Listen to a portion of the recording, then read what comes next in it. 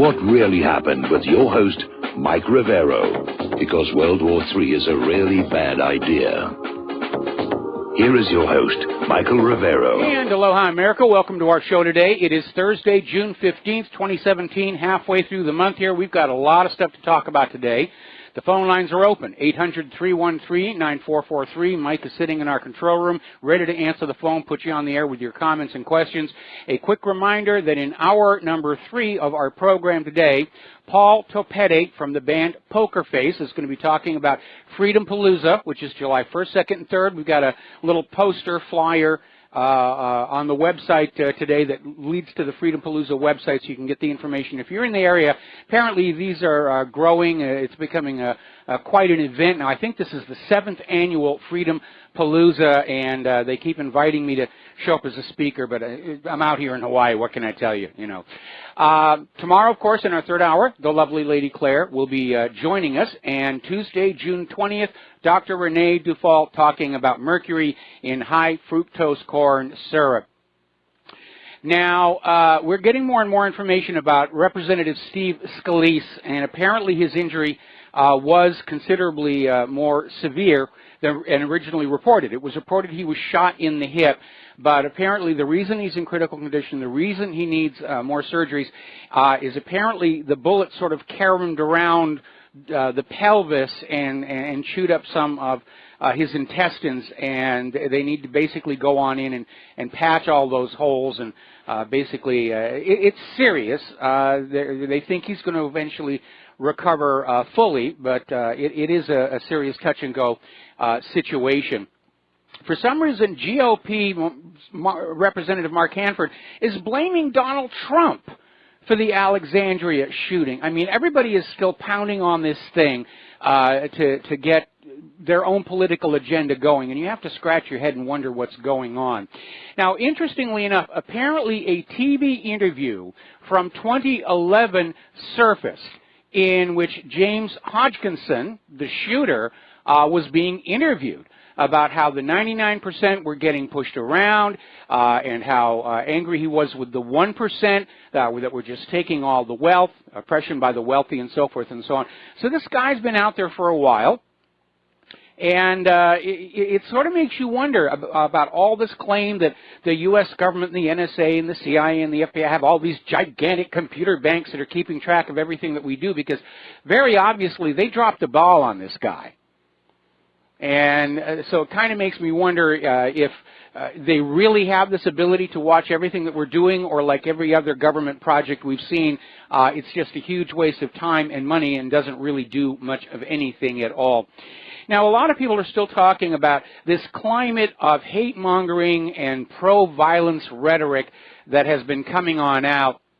Article that came out of Patriot Rising is saying liberalism is a mental disorder, and this is not the last bloodshed that'll come from the preying on weak minds.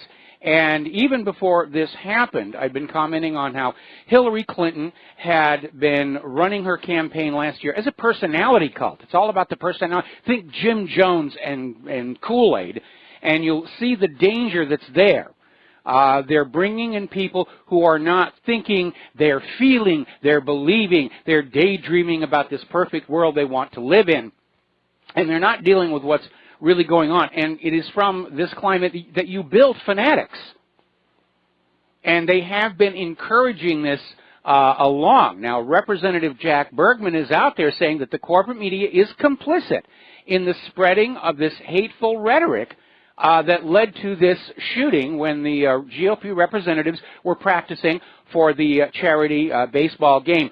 I understand the Democrats are not bothering to have a practice for the charity baseball game. They're just going to hack the scoreboard.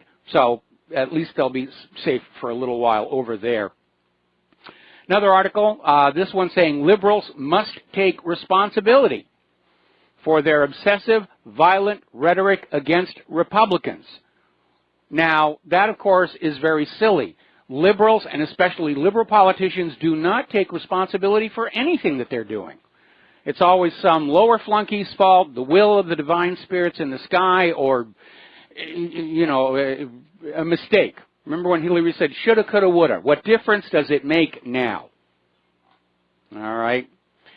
Remember back on the campaign trail, rather after they lost the campaign, Vice President candidate Tim Kaine, Hillary's running mate, literally came on out and said Democrats should fight Republicans in the street. Well, Tim, you got your wish. I hope it's what you really wanted. 3 days before the shooting, HuffPo called for Trump's execution. Now, Kurt Nemo has an article out there that is touching upon my worst fear and concern right now, that the Alexandria shooting is the beginning of a civil war between these disgruntled liberals and the rest of us. They're not content to live under a constitutional system with elections that they weren't able to rig enough. And they've been talking about violence ever since Hillary lost. And it's a very, very dangerous climate if something is not done to tamp it on down. And if violence breaks out on the street, that, of course, gives the government an excuse to declare a national emergency and suspend the Constitution and the Bill of Rights and confiscate the guns and confiscate the gold and so forth and so on. Shut down the independent media and get rid of all those voices of opposition to the coming world war. Now, a Republican congressman, Chris Collins out of New York, and he's a strong supporter of President Trump, says that he's normally not into carrying guns, but in the wake of the Alexandria shooting, he says it's time to start. We should all remember that guns don't kill, liberals do. And yeah, everybody should be carrying a gun. The more guns you have out there, the lower crime and violence goes. Every single statistical study has proved that time and time and time again. And I understand they're getting ready to pass a law which will allow members of Congress to enjoy what's called concealed carry reciprocity. If they have a concealed carry permit in their home state, the Washington, D.C. Police will recognize it. Personally, I think it ought to be for everybody. But that's just my opinion here. Now, one unanswered question that remains.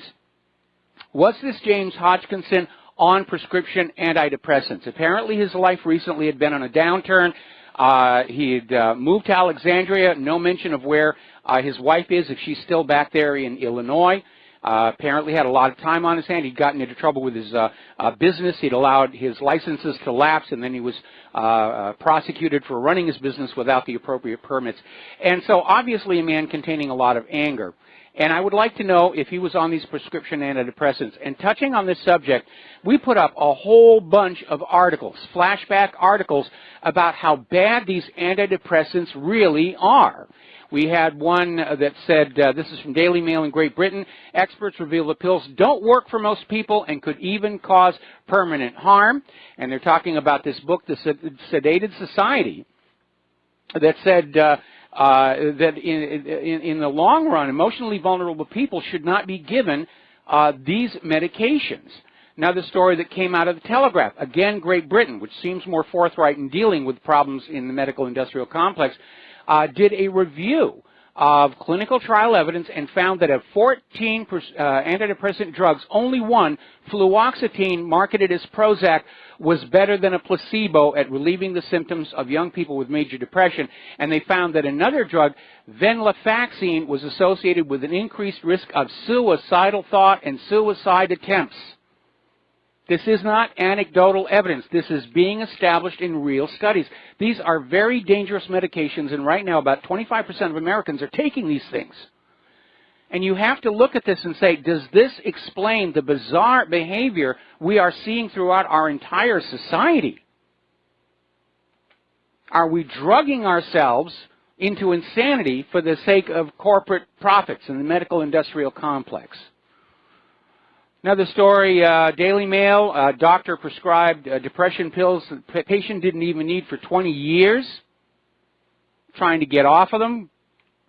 It's when you're getting off these things, you are most at risk for some kind of a violent or self-harm incident. Let's see, another story out of The Independent. Again, Britain's media is taking this issue head on. The American media refuses to look at it. Antidepressants can save lives, but they made me want to kill. And they're asking, are some murders linked to these medications? Another article, this is in the Daily Mail. Doctors are over-diagnosing depression medication because the basic quiz to determine depression is written by a company that sells antidepressants. So, of course, they're going to set the bar very, very low. And it goes on and on and on. They're talking about all these horrible stories where a father drowned his own son in a bathtub just from the reaction on these medications. All right, we're going to take a phone call. Dustin in New Jersey. Aloha. Welcome to the show. What's on your mind? Hey, Mike, the last I heard, Shaggy and Scooby pulled the guy's mask off, and it was Putin who did the shooting. Yeah, I'm waiting for somebody to say this is a Russian plot, and they're already out there trying to say, well, this is really about Pizzagate, and it's about this, and it's about that, and no, this guy seems genuine. He was just somebody who may have been juiced up on these antidepressants, and he was just fanned along by all this pro-violence, hate rhetoric coming out of the left, and he just flipped out.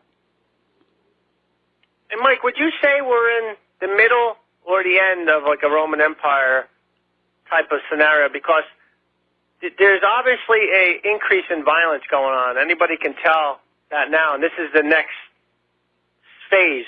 You know what I mean? So there's definitely a loss of this country's ability to handle anything. You know, like you said, with the Prozac, they put their kids on Prozac, kindergarten kids on Prozac. A lot of Americans are on Prozac. They don't even need to be on Prozac because a lot of Americans are just spaced out as it is because they don't know what's going on. Well, but, I mean, here's what's going on. Despite all the claims and promises of the government that they are there to maintain order in society, the real glue that holds the society together is the awareness of the general population that there's a basic set of moral, ethical standards that we all agree to abide by so that we can interact with each other on a very calm basis. And the more stress society comes under, the more and more people start to abandon those moral and ethical guidelines. You're going to see crime go up. You're going to see violence go on up. When you add this chemical alteration of our brains in on top of it, it's a very, very dangerous situation. And in answer to your first question, I'm going to say that more than likely, I think we're between the middle and the end of the decline and fall of the American empire. And again, there's a lot of parallels with Rome, the out-of-control debt. And we do need to remember that you can't actually put a date on the fall of the Roman Empire outside of the invasion by the Visigoths, but most scholars agree that Rome had already gone into decline prior to that. And so, Rome continued to sort of tick along, and, after that. It wasn't a one day Rome is there and one day Rome is not. It basically just, it went into a decline and it never recovered. And that seems to be what's happening with our country right now. We may see a sudden transition, as happened in the former Soviet Union, and I think that might be at hand. We're hearing all of these warnings about a potential economic crash later in the year.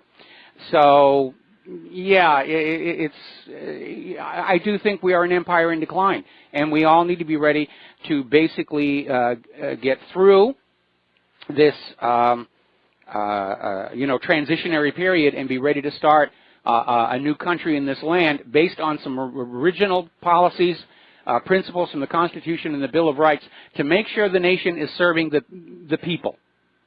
Okay? Hey, Mike, I just want to say one more thing. You're speaking of decline. It's definitely for sure, because if you look at Illinois, starting July 1st, they're not going to be doing any more road work. They canceled all construction. So this shooter was from Illinois. Where was his outrage on Obama and the Democrats running for? I'm a Democrat, but where was his outrage for 100 years when they're running this place into the ground and then throw in Baltimore, which they're going to make their police work 12 hours just because of the violence increase. So it's all happening around the country. The mass violence and the mass just out of controlness of really corruption, greed, and murder. And you raise a good point, because Hodgkinson, when he was in Illinois, he was in the construction business, and that really started taking a major hit when the economy started to fall over there. So absolutely, again, he got caught up in all this rhetoric that it's all the fault of the 1%ers. But we see in all of these areas all over the country where the Democrats are in charge, they're spending money like crazy, they're borrowing money like crazy, they're driving their states and counties into bankruptcy. There's no fiscal responsibility. They're just out there in bread and circuses mode. We're going to give free stuff to the illegal immigrants. We're going to bring in the refugees. We're just going to, give free stuff to people and to heck with actually taking care of the infrastructure. Until there's no free stuff to give. That's why you and I say gold and silver, enough that you can afford, and 3 to 6 months worth of food. Don't get lazy, people, because collapsing empires happen slowly, suddenly, anytime. And it just don't get lazy until, letting it go until it's the day after. Thanks, Mike. All right, thank you very much. The problem with liberalism is sooner or later you run out of other people's money to buy your way forward. We're going to do a shout-out to our on-air affiliates who are just now rejoining the network. And we've got Even in New York. Aloha. Welcome to the show. What's on your mind? Yeah, hi. It's Yvonne. But, no, I wanted to say you were just talking about the antidepressants. Yes.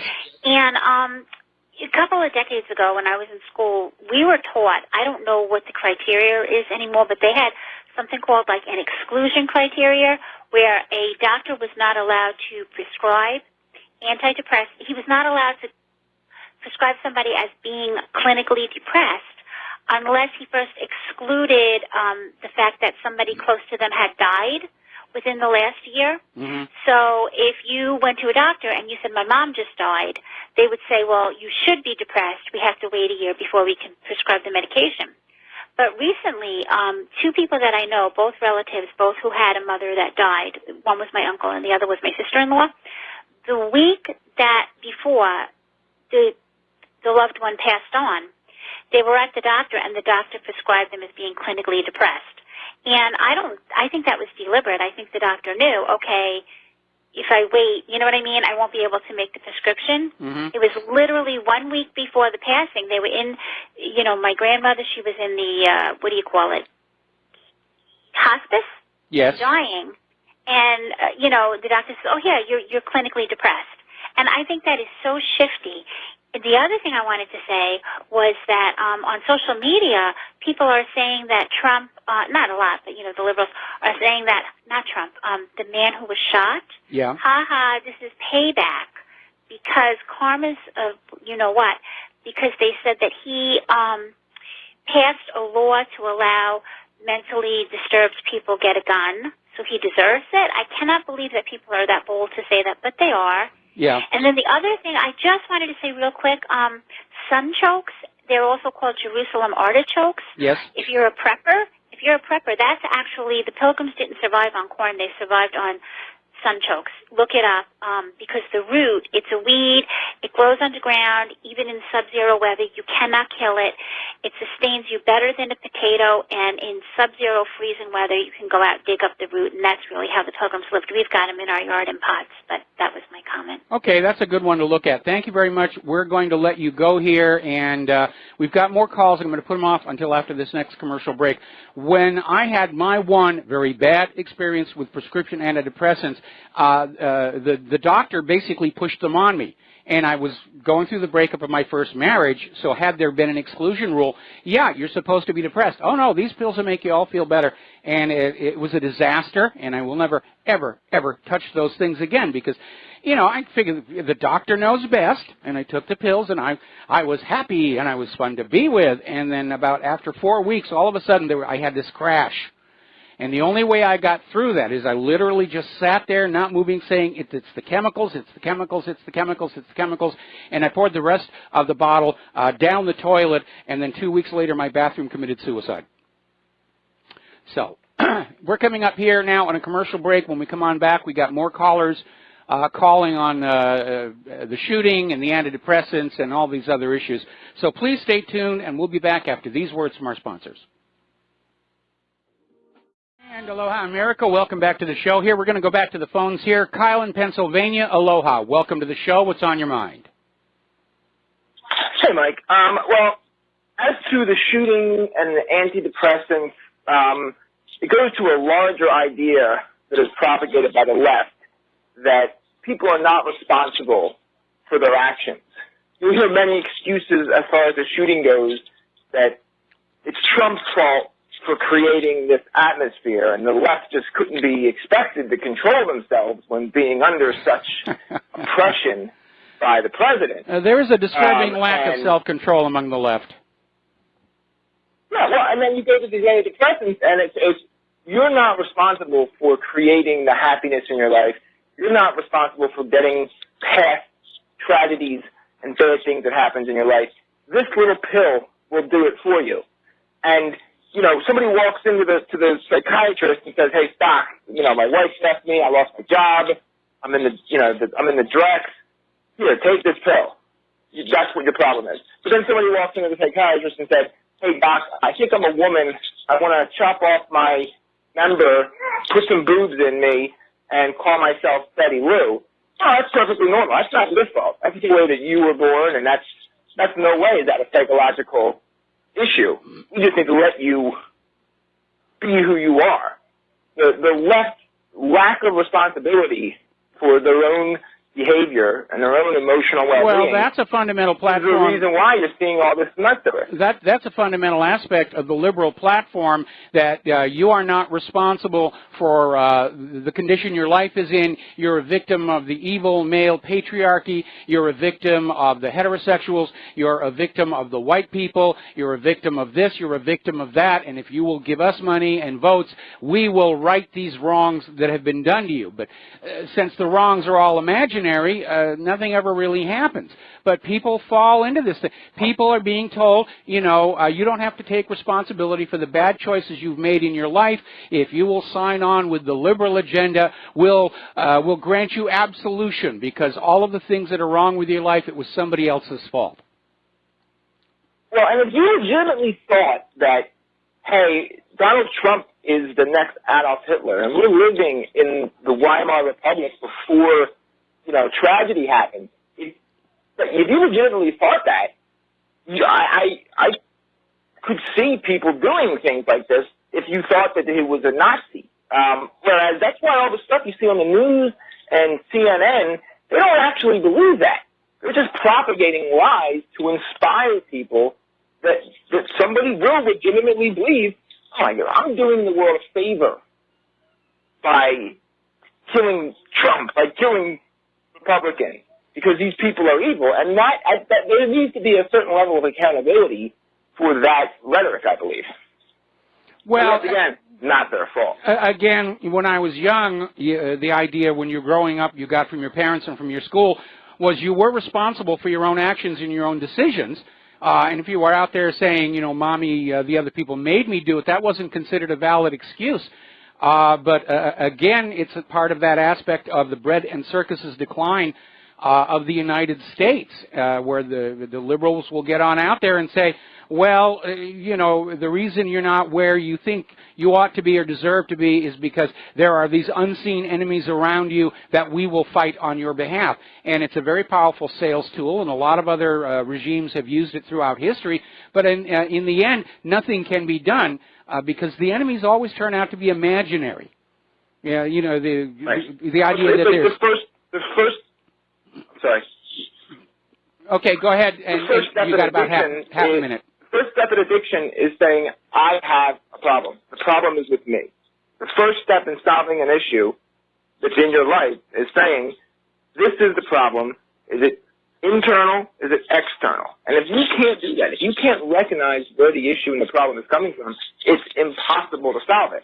And the left does not allow for people to recognize their part in the problems of their life. That's a very good one. You remember when Jesse Ventura was governor, and he got into this big stink because there were all these unwed mothers who wanted the state to pay for their babies, and Jesse Ventura said, why should we pay for the decisions that you made? And they just went totally ballistic. How can you, you heartless, evil male, blah, blah, blah. We're going to take a break for commercials. Thank you for the phone call, Kyle. We'll be right back. Aloha, America. Welcome back to the show. We're going to take 3 more phone calls. Then we're going to close the lines for a bit because I got a lot of news I need to get through here. So, Mike in Alaska, aloha. Welcome to the show. What's on your mind? Hi, Mike. regarding the Roman Empire, I think it's interesting to note that the Visigoths actually came into the Roman Empire as refugees. Yes. So I think that the parallels are just astounding that, they came in, they said, hey, I think it was the Mongolians or the Huns were on the march in Eastern Europe, crossed the river, a few years later, sacking Rome. Yep. So, I just want to throw out there that, it's really interesting, the kind of things that are thrown out as like really exciting and good for America, like with the Puerto Rico 51st state vote. Mm-hmm. I mean, it was less than 6 months ago that they went completely bankrupt. And, they're great people. I've got friends from there, but we can't keep expanding if we're just bringing in, if South Africa voted to be the 51st state, I don't think we should do it. We have to take care of what we have going on in all. We've got from Alaska down to Hawaii, we've got issues. We've got things going on. And the media just keeps putting this out there like this is what's really important, that we're expanding the borders or the control. We've got, 6 million new people.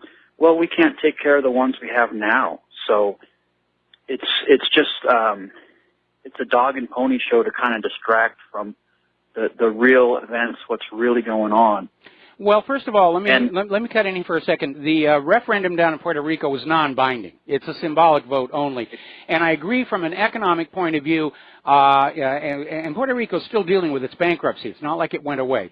From an economic point of view, it would be very, very bad to basically bring in and make our own a huge amount of debt that we're all going to be expected to pay for. But the reason there is so much talk about bringing Puerto Rico into the United States proper is in order to reestablish a power projection point within the Caribbean. Now, prior to the Castro Revolution, the U.S. Had a good solid hand on Cuba. They'd stationed warships there, like the USS Maine. And the CIA used Cuba as the hub for all of their operations throughout the Caribbean and Central America. But they lost that when Batista fell. And so they're feeling that they want another power projection point in there, and Puerto Rico would do quite nicely. I'm sure CIA's already in there anyway, but the idea of possibly having a more pronounced military presence, because they're very, very limited at Guantanamo. They're constrained by the existing lease. In fact, most people think the only reason the United States has maintained the base at Guantanamo is just to basically, give the finger to the Cuban government. But it really is not a major facility. Most of it, of course, is taken up by all these torture centers and prison camps. But I think from the military point of view, they're eyeing Puerto Rico rather avariciously. Mike, I'm also thinking, it's always darkest before the dawn in some things, and what's going on recently with the shooting and everything, it is scary. I think the listeners are smart, and no one really wants to have any kind of civil conflict. It's not going to be civil. It's going to be very, very ugly. Yes. However, I don't know, as a millennial, it's like some people are just wondering, if there was a divorce, if it's a bad marriage and there was a divorce, maybe I wouldn't have to hear about how I'm the cause of everyone else's problems because of, my skin color or my background. I spent a lot of time in Asia. They don't have these issues. There's no constant just media, it's you, you're keeping me down. And I don't want any kind of conflict, but the Democrats either have to let that go or now that's their bread and butter. That's their bread and butter. They don't really have anything else to offer. Other than to get you to tell people that the reason you're not making any money and you're not successful in life, it's not your fault. That you dropped out of high school or something, like you're being oppressed by blah blah blah. That's all the liberal Democrats have to sell right now. Plus free handouts. But again, they're running out of other people's money, and they don't really have anything else to offer. They're not business friendly. They're out there trying to build an entire political coalition on the basis of all these various frauds like human-caused global warming and all these imaginary hobgoblins. It's almost like it stopped being a political party and it's turned into a religion. It's all founded on belief and absolution and expiation of sins, and that's really all they've got to go on right now. The difference is, and this happened before Trump, is that the people like myself from every generation and every background that they point at as the perpetrators, as the oppressors, or whatever their terminology is, they're now, and this really did start happening before Trump came in the scene. They're not reacting. They're going, okay, I'm a Nazi. Okay, I'm this. I'm what, you know. It's like your wife's yelling at you, and the first time you go, sorry, honey, I won't do that again. And then you're kind of thinking, that was ridiculous. And then you go, you get in your car and you drive off. You go, bye. I'm not dealing with this anymore. And that throws them into the let's get a gun and go to a baseball game mode. So scary times. They are scary times, but again, more and more people are saying it was this corporate media and liberal endorsing by proxy of violence that really did contribute to this. And even Fox News right here is running this story on this renewed focus on the partisan politics. And folks, the election is over. All of this stuff should have stopped the day after the election. And the fact that it didn't does show how broken our system has become. Other countries actually have legal limits on campaign season. You're allowed to start your campaign 2-3 months before the election. You run for the election, and then it's all over, and everybody gets on back to running the country. And today, we're in the middle of June, and the liberals are still acting like the campaign is on and the election hasn't happened yet. Exactly. Thanks, Mike. All right, thanks a lot. We're going to switch to Sherry in Texas. Sherry, thank you for waiting. What's on your mind? Mike, I really think we're entering a new phase here. It seems to me where it's us against the corporate abuses. It's not right, left, and I think most of us are really kind of united because none of us want war. And that includes a lot of liberals too, and Republicans. And I'm really worried because this guy was. I don't think this might be a case where it's not drugs. I don't know. He was so, and what you were saying about the hate rhetoric and the violence, it definitely plays in.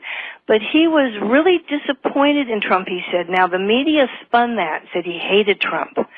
See, this is what they want us to think because I'm worried about Trump now in the light. Well, wait a minute. It's a shame they took down his Facebook page. Because going through his Facebook page, he was friends with all these various groups that were talking about, destroying Trump and company. I'm disappointed in Trump in a lot of ways, too. I'm not planning on going on out and shooting up a baseball practice. The guy clearly had some issues. But, yeah, he was a Bernie Sanders supporter. He was a liberal Democrat. He made a lot of openly hostile comments on his various interviews and his website, and they're uncovering a huge amount of material that this guy really had a great deal of anger against Republicans in general and Donald Trump in particular, because he's bought into this idea that the Democrats represent the downtrodden 99% and the GOP is the party of the rich, and yet we know both the Democrats and the Republicans have turned into the party of the rich. We certainly saw that with the Clintons and the vast fortune that they have made from their career of corruption over the years. So, again, yes, we are angry about corruption and corporate abuse, but again, the liberals are out there saying, well, it's all the fault of the GOP, and this guy bought into it. Well, thing is, I think some despair came in here because I really think this Republican-directed action of him bombing Syria for the and all that about the chemical weapons. See, yeah, there were a lot of people disappointed in Trump, but see, I think he was on the edge anyway. And like you say, he was a Wall Street guy. All the hate rhetoric towards liberals, a lot of violence on TV, and I think wait a minute. No, you're talking about Hodgkinson's. He's not a Wall Street person. He was in construction. And he was pro-liberal. In fact, again, going back to his Facebook page, there with all these photos of him out there at various... I'm not a Wall Street guy. Occupy Wall Street guy. Okay, all right. Well, Wall Street we needed to clarify I'm sorry. that. Yeah. Yes, I didn't clarify it. He's a Bernie Sanders, Occupy Wall Street guy. He hates what corporations have done. Now, when you look at it, like I say, it's more us against the corporate abuses because, like when Dustin was on just now, that he was saying something interesting and they cut him off. Everyone's complaining that their websites are being crashed. The media, it's like it's a war between us and the corporate media. So many things are happening here where it's like they're trying to get us to think it's a right-left paradigm and that Trump, people hate Trump. But I think they're just fixing to put us in our place, and I think they're really pushing. In other words, the Republicans. We are turning on the Republicans is what's happening, and they don't want it to look at it that way. I don't see people, the population in general, turning on the Republicans, especially after last year's election result. But again, none of this rules out the possibility that this guy was on these prescription antidepressants, because again, I'm disappointed in a lot of things Donald Trump has done. So are you. We're dealing with it like adults. We're exercising our First Amendment right to freedom of speech. We're not running on down to the ball diamond, carrying artillery. And the difference between the way we're handling the disappointment in Donald Trump and the way James Hodgkinson did may track back to those medications, and it is important that we find out if that was a factor. And we understand that more and more recently, the pharmaceutical corporations are exerting a tremendous amount of public relations and lobbying effort to try and keep this stuff hidden. When the whole Sandy hoax thing was coming on down, there was a group in Connecticut that used their state's equivalent of the Freedom of Information Act to try and get Adam Lanza's medical records, because it did leak out. He was on some very serious psychiatric medicine, and they wanted to find out if there was a link. And I remember there was this video of the hearing where an attorney from the state medical examiner's office, Patrick Quanachet, came on in, and he literally said, even if in this one case the medication was actually the trigger for what Adam Lanza supposedly did, the general population doesn't need to know that because they might decide to ignore their doctor's recommendations. Well, of course, Patrick was wrong in saying it was only that one case, because if you go over to ssristories.org, there are hundreds and hundreds of these cases documented. And, of course, if you look at Connecticut's economic structure, a lot of pharmaceutical companies make their homes there. And so this was a classic case of pandering to corporate profit over the general good. Where we're going to protect this product, even though it may be harmful, it's still making money, and as long as it's making money, we're going to take care of it. Anyway, Sherry, okay. Yeah. Can I just say one more thing? Weigh that in with this talk against Trump and violence towards Trump and anti-Trump and anti-liberal, because that can also push someone over the edge. The hate can be a powerful force. So just kind of weigh it in, and we'll see. I understand it was a factor. Powerful. I understand. This is last hope, Sherry, for a decent life. I understand that's a factor, but again, it doesn't rule out that prescription antidepressants may have been a factor, and we need to look for that. We need to look for that. Rule it out. Okay. But don't be surprised if this is one of those cases. We'll see. Well, time will solve that mystery. Okay, yeah. Sherry, thank you. We've done the phone call. Okay. Wonder why Sherry is so eager to delink prescription antidepressants from the case.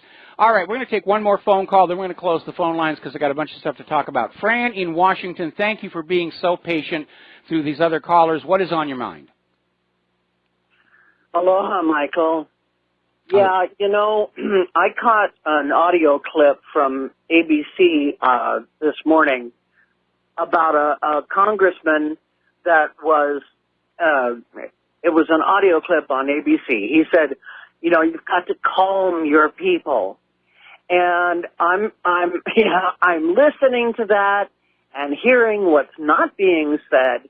You've got to calm your people so that we can continue lying to them with impunity. And everybody's dancing around this elephant in the room. We are angry because the graft, corruption, greed is all taking precedent over doing what's right. Be honest, be responsible, do what's right for the country, the globe, and the people, and quit screwing around with your jobs at getting self-serving. Yes, we are angry because all the Congress critters and the corporations, and who can blame them, are all self-serving. None of the forces that are being in right now, they don't care about us, just like George Carlin said. They don't care about you. It's a big club, and you're not in it. And this is why we're angry. It's a big elephant that's growing in the room, because as the truth comes out and as the people turn away from this bovine excrement from media, they have to turn away from that. And I don't feel hate. I feel disappointed and let down because Trump told us that he was going to drain the swamp, but he did not know how deep the swamp was and how many alligators there were. But it's my contention that it's the large elephant in the room. I agree with you. Bye-bye. We're going to take a break for commercials. I'm going to have a couple of comments when we come back. And aloha, America. Welcome back to our show here. Getting on back to the news. The recent election in Great Britain is still having repercussions. And one of the results coming on out of there is that the British corporate media is losing influence over the general population. They were out there with all the fear-mongering and pushing for Theresa May, and it all backfired. And so it looks like Rupert Murdoch's control over public opinion is decreasing. And I think that could be said pretty much for the corporate media as a whole. And that was illustrated, rather embarrassingly, by a CNN panel. And the moderator, Tuckman, they had a bunch of people in there, and they said, remember, lying under oath, that's a felony. And they went on to say, raise your hand if you believe James Comey lied at the hearings. And to CNN's chagrin, 4 of the 9 panelists put their hands in the air. And then Tuckman said, raise your hand if you believe Donald Trump has lied about the situation. And nobody raised their hand. And it went downhill after that. Now, Russia has responded to all of this with tongue firmly in cheek by offering to grant James Comey asylum, presumably next door to Edward Snowden. You have to love that Russian sense of humor. They always see the humor in all of that stuff. Very, very, very funny. Now, as you know, there was a big stink over the fact that Stephen Colbert had film director Oliver Stone on his program talking about Oliver Stone's interviews with Putin. The first one of which is already out, and we linked to it from the front page of whatreallyhappened.com. And Oliver Stone came on out there. Stephen Colbert was saying, Russia's influence our politics. Russia's influence the politics. And Oliver Stone said, well, Israel is influencing our politics way more than Russia or anybody else, which triggered a huge argument, which CBS edited out of the broadcast version.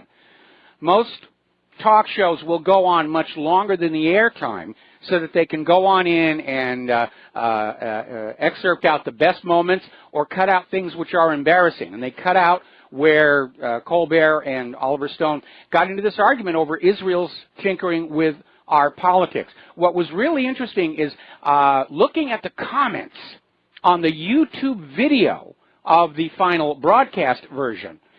You can tell Americans are not buying into this Russia-bashing agenda. They're not believing any of this nonsense, and it's still out there. I mean, they're pushing Russia bad as hard as they can. Now, Megyn Kelly has lost almost half her audience in the second week of her show. She actually got beaten out by an episode of America's Funniest Home Videos, and get this, it was a repeat, a rerun. People had already seen it, and they said, we'll go watch it again. Anything's better than Megyn Kelly.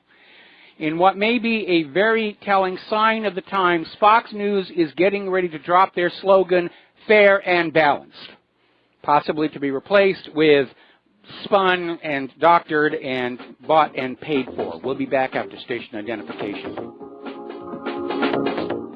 Aloha, America. Welcome back to our show, hour number 2. And the phone lines are closed right now while I catch up on the news. We may open them again a little bit later. So what we're seeing right now is the Russian collusion theory, meme, hoax, fantasy has pretty much collapsed. And now they're shifting gears to try and rebrand as, well, we're really concerned about Donald Trump's obstruction of justice. And apparently Robert Mueller is now expanding his special counsel investigation to include obstruction of justice.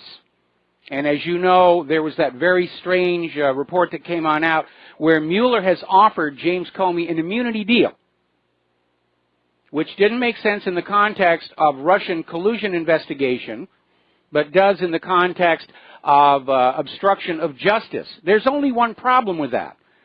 Special counsels are set up to investigate a specific issue.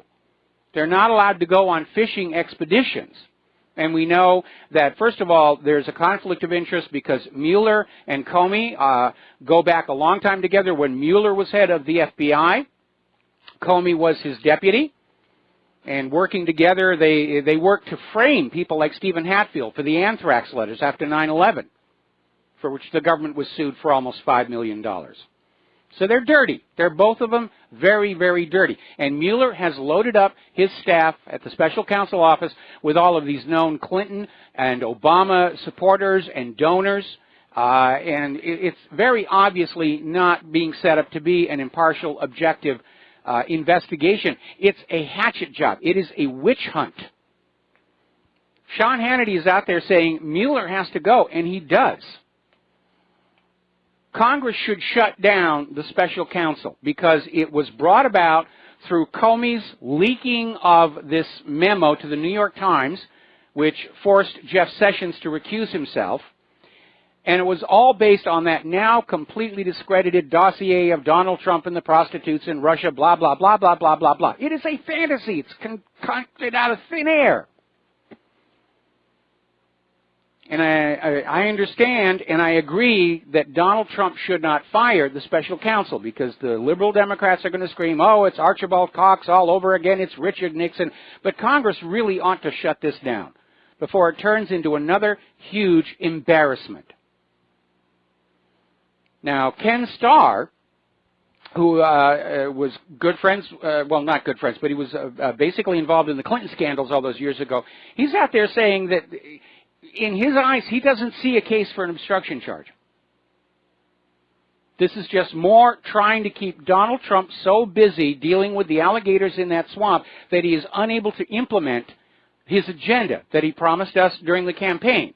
So that in 2020, the Democrats can say, well, see, Trump didn't keep any of his promises. Yeah, because the Democrats are just constantly throwing these spitballs at him.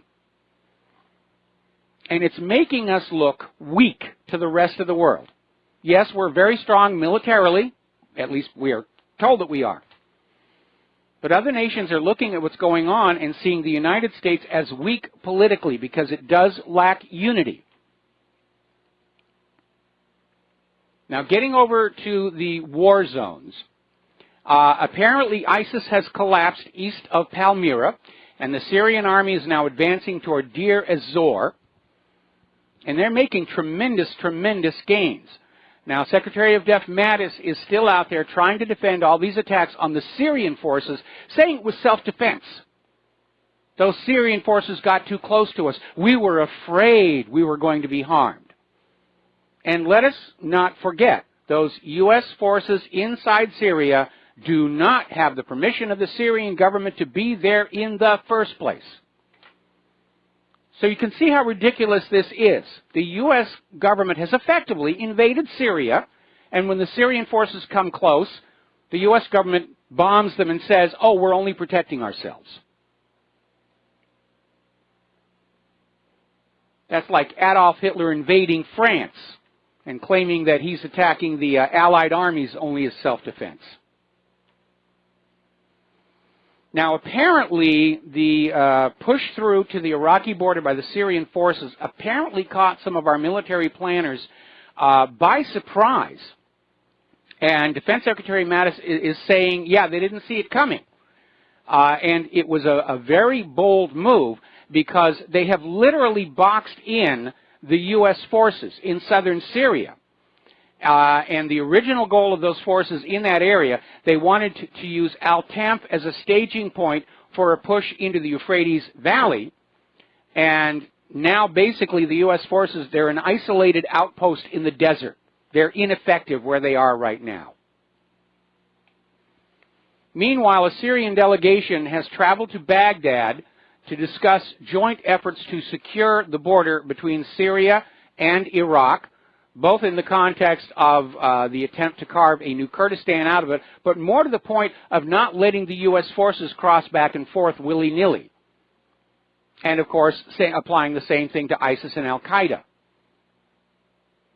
We're going to do a shout-out now to our on-air affiliates just now rejoining our network. Now, Secretary of Defense Mattis was grilled before the Senate yesterday. We didn't see it televised because everybody was paying attention to the shooting. But basically was called on the carpet by McCain saying there doesn't seem to be a strategy to win in Afghanistan. And Mattis is promising a new, improved approach by July. But after 15 years in Afghanistan, there is no end in sight. The U.S. forces and the puppet regime are controlling the western part of Afghanistan where the opium poppies and the oil pipeline right-of-way is. But they can't gain ground in the mountainous eastern portion. So, Tillerson is now out there advocating flexibility on the Ukraine crisis. He says he doesn't want to be handcuffed to the Minsk agreements, and that maybe it's time to look outside the framework of the Minsk agreements, which is a very long, roundabout, convoluted way of saying that the U.S. government is going to ignore another agreement, which these days doesn't surprise anybody. Now, the Senate, as you know, yesterday voted overwhelmingly to impose tough sanctions against Russia for meddling in the U.S. election, invading Crimea, and backing Syrian strongman Bashar al-Assad, ignoring these little minor details like the absence of any evidence Russia meddled in the U.S. election. Remember, all of the election fraud that's been documented favored Hillary Clinton. Russia never invaded Crimea. It simply did not happen. They used to just say that Russia stole Crimea. Now they're actually out there. Chuck Schumer's actually out there saying Russia invaded Crimea. It simply did not happen.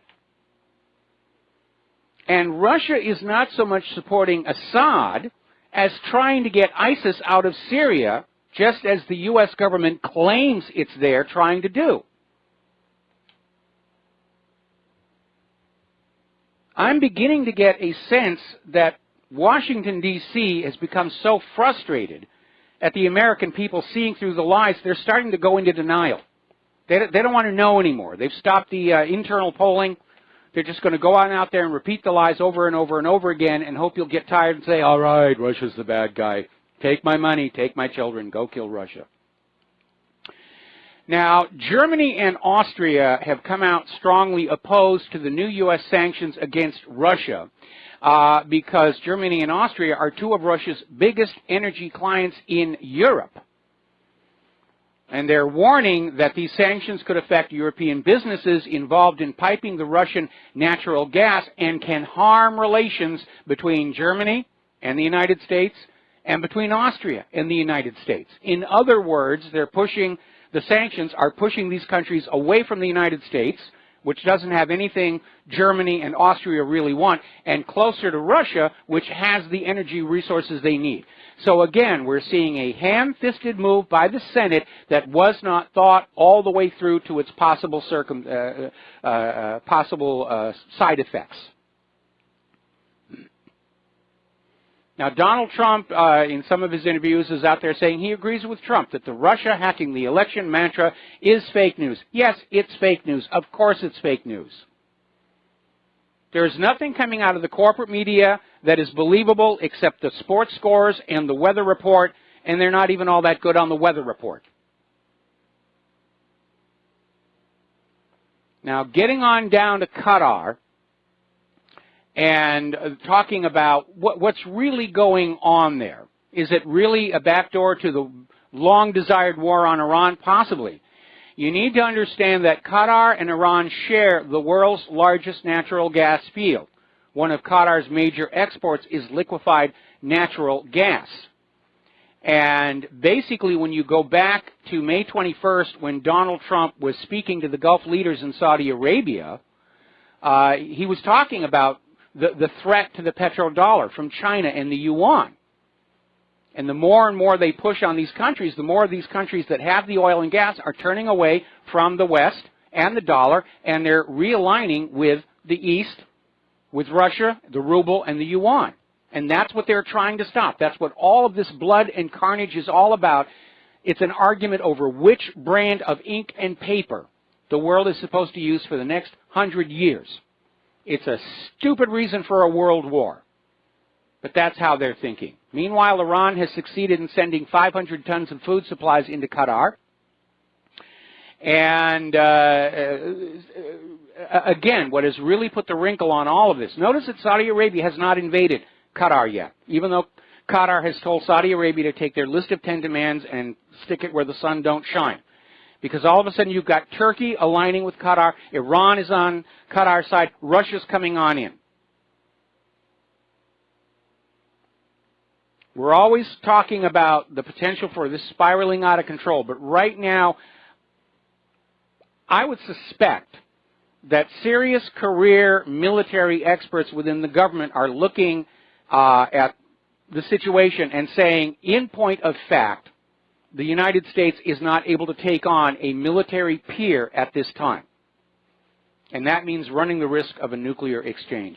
And by the way, people are still scratching their heads over the fact that Donald Trump sold this $100 billion weapons package to Saudi Arabia, and then immediately after, the U.S. is selling $12 billion worth of F-15s to Qatar after accusing them of supporting terror. Well, because, you know, accusations of terror, that's politics and that media, but $12 billion worth of military-industrial complex, we're not going to turn that one down. And so here we are, the U.S. literally trying to get a war going between Saudi Arabia and Qatar and selling weapons to both sides. It almost reminds me of one of Stephen King's books, Needful Things, where Satan comes into this little town. They don't know he's Satan, of course, and he's selling guns to everybody and then foaming up trouble to get them shooting and killing at each other to harvest their souls. And by the way, read the book. The movie made from it really sucked.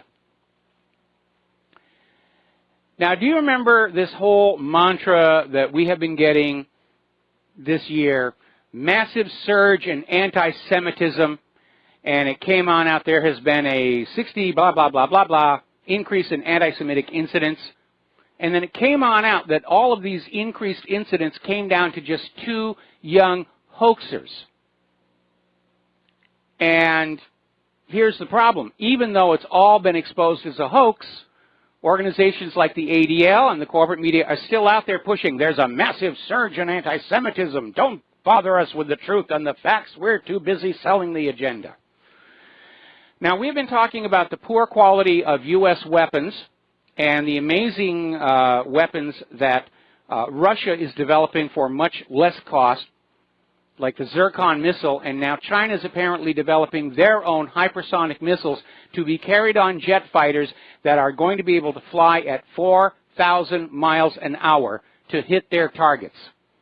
And just like the Navy not having the means to defend against rapidly moving anti-ship missiles, like the Zircon, the U.S. doesn't really have anything that can detect and engage an incoming threat that's traveling at 4,000 miles an hour. The U.S. has invested these trillions of dollars refining the weapons that won World War II, and the rest of the world has gone past them, seriously thinking about what are the weapons that will win World War III. Remember that big debate between the proponents of the battleship and the aircraft carrier going into World War II? And the naval doctrine at the time was the mainstay of naval combat will be these big battleships slugging it out with shells. And yes, an aircraft carrier is kind of nice to have, but it's not going to play a major role in the conflict. And of course, history proved that wrong. And unfortunately, that same institutional inertia seems to be infecting our military thinking right now. The focus is still on the aircraft carriers, even though most military experts are saying they're now very vulnerable because other countries are developing weapons specifically designed to identify, target, and get in on an aircraft carrier past its defensive screening. Now, as we mentioned earlier, the Carl Vinson Strike Group has arrived here in Hawaii. I can look out this window over here down at the Carl Vinson, and that means this morning all of the hookers in Waikiki are walking bow-legged. They are supposedly going to have tours on the Carl Vinson. I'm trying to find out how I could get permission to get on board there. I've been on a lot of different ships. I've never actually been on a real aircraft carrier. That would be cool. I'm opposed to war, but let's be honest, they got cool toys. All right, so let's move on here to the economic news. Very interesting article that came out from a deviant investor called Falling Rocks in the Promised Land. And it's a very creative, artistic title. But what the article is really talking about is we have seen time and time again in the economy over the past several years, there'll be bubbles. So the mortgage bubble, the car loan bubble, this bubble, that bubble. They're saying the danger right now is that we're having everything is bubbling up at the same time. They're calling it the everything bubble. And that when it bursts, that could be the trigger that's going to bring the crash everybody's been warning us about. Apparently, in Europe, their banks are facing a 4.7 billion euro fine collectively after the General Data Protection Regulation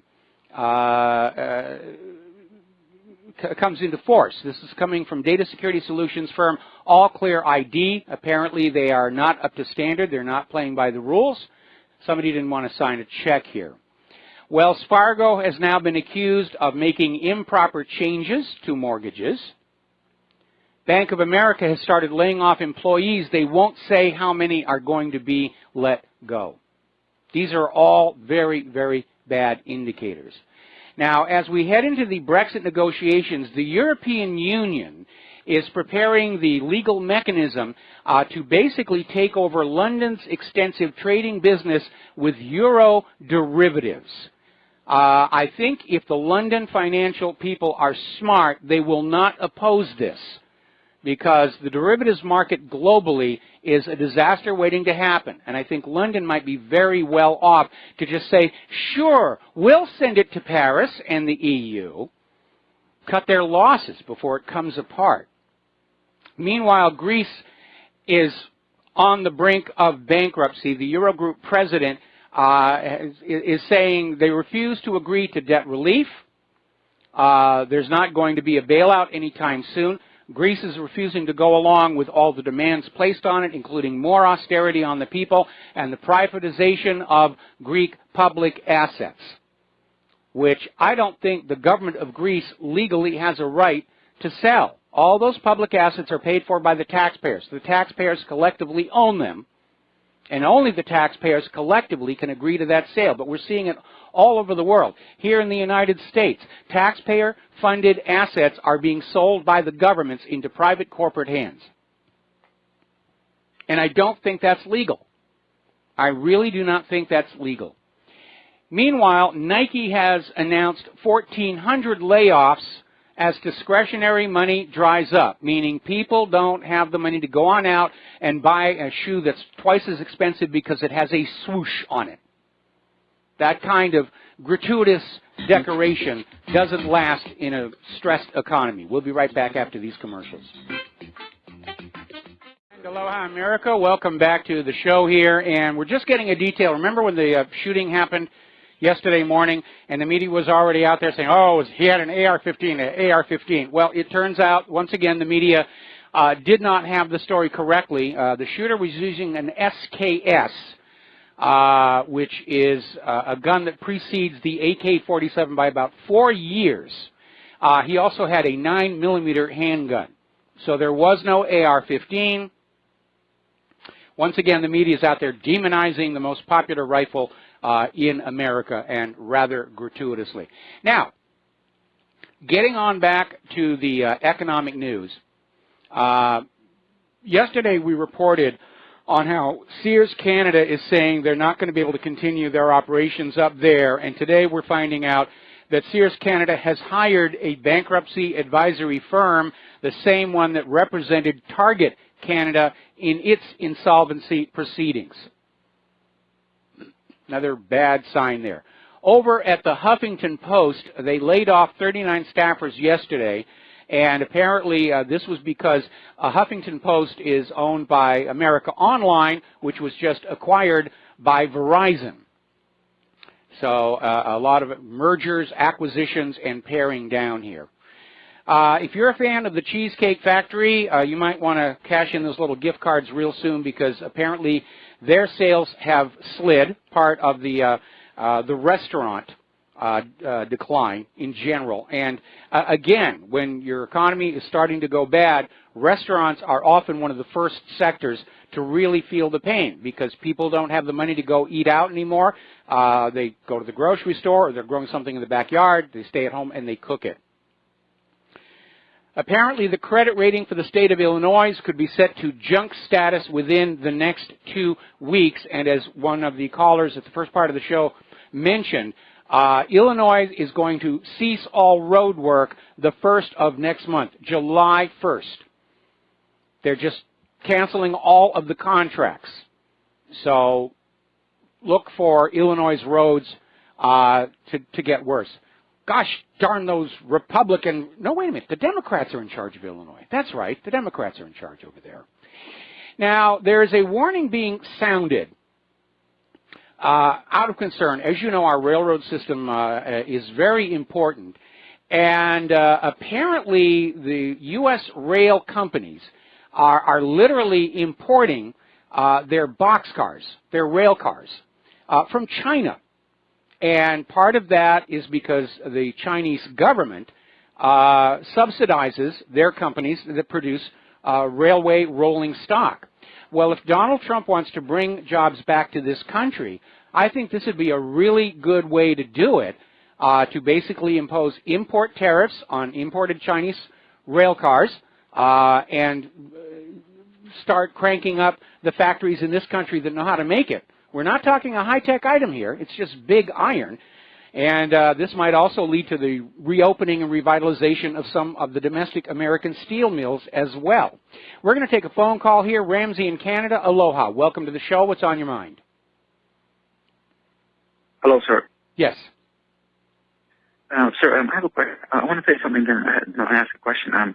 Regarding the shooting, see, sir, I think what happened was all planned up. Like for a long time, and that guy, I've heard that he was working with people from the SPLC.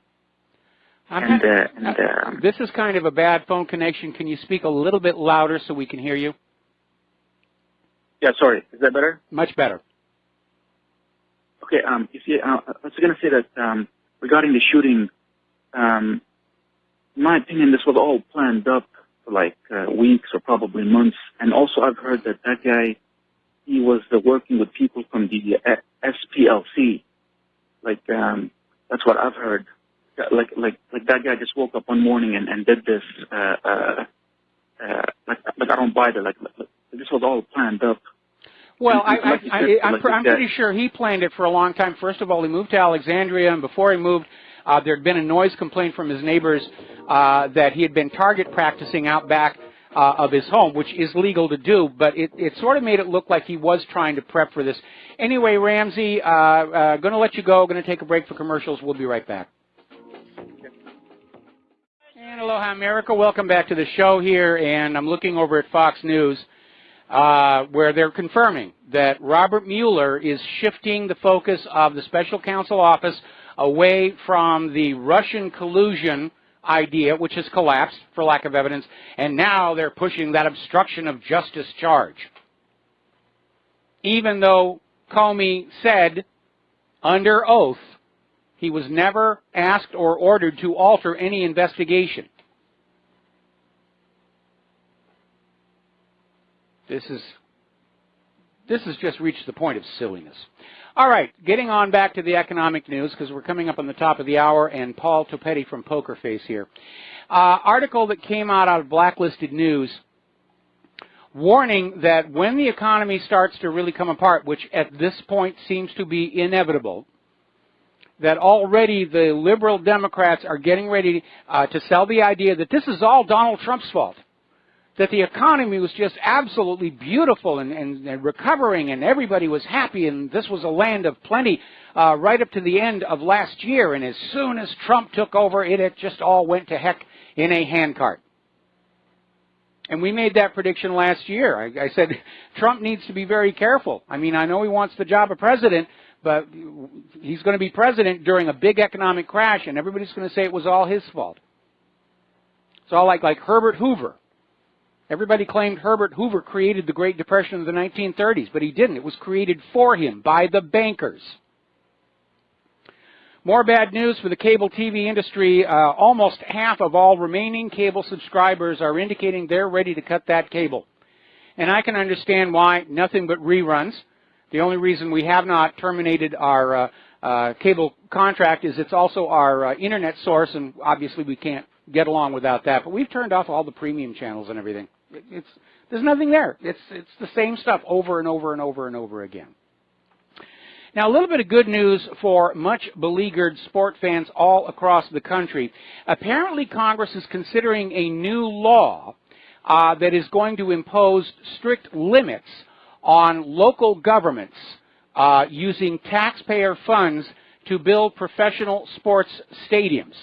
And they made an illustration of the fact that when New York City agreed to build a new stadium for the Yankees, they partially paid for the project by issuing more than $1.6 billion in municipal bonds, which means that the Red Sox fans in Boston ended up indirectly paying for their rival's new home.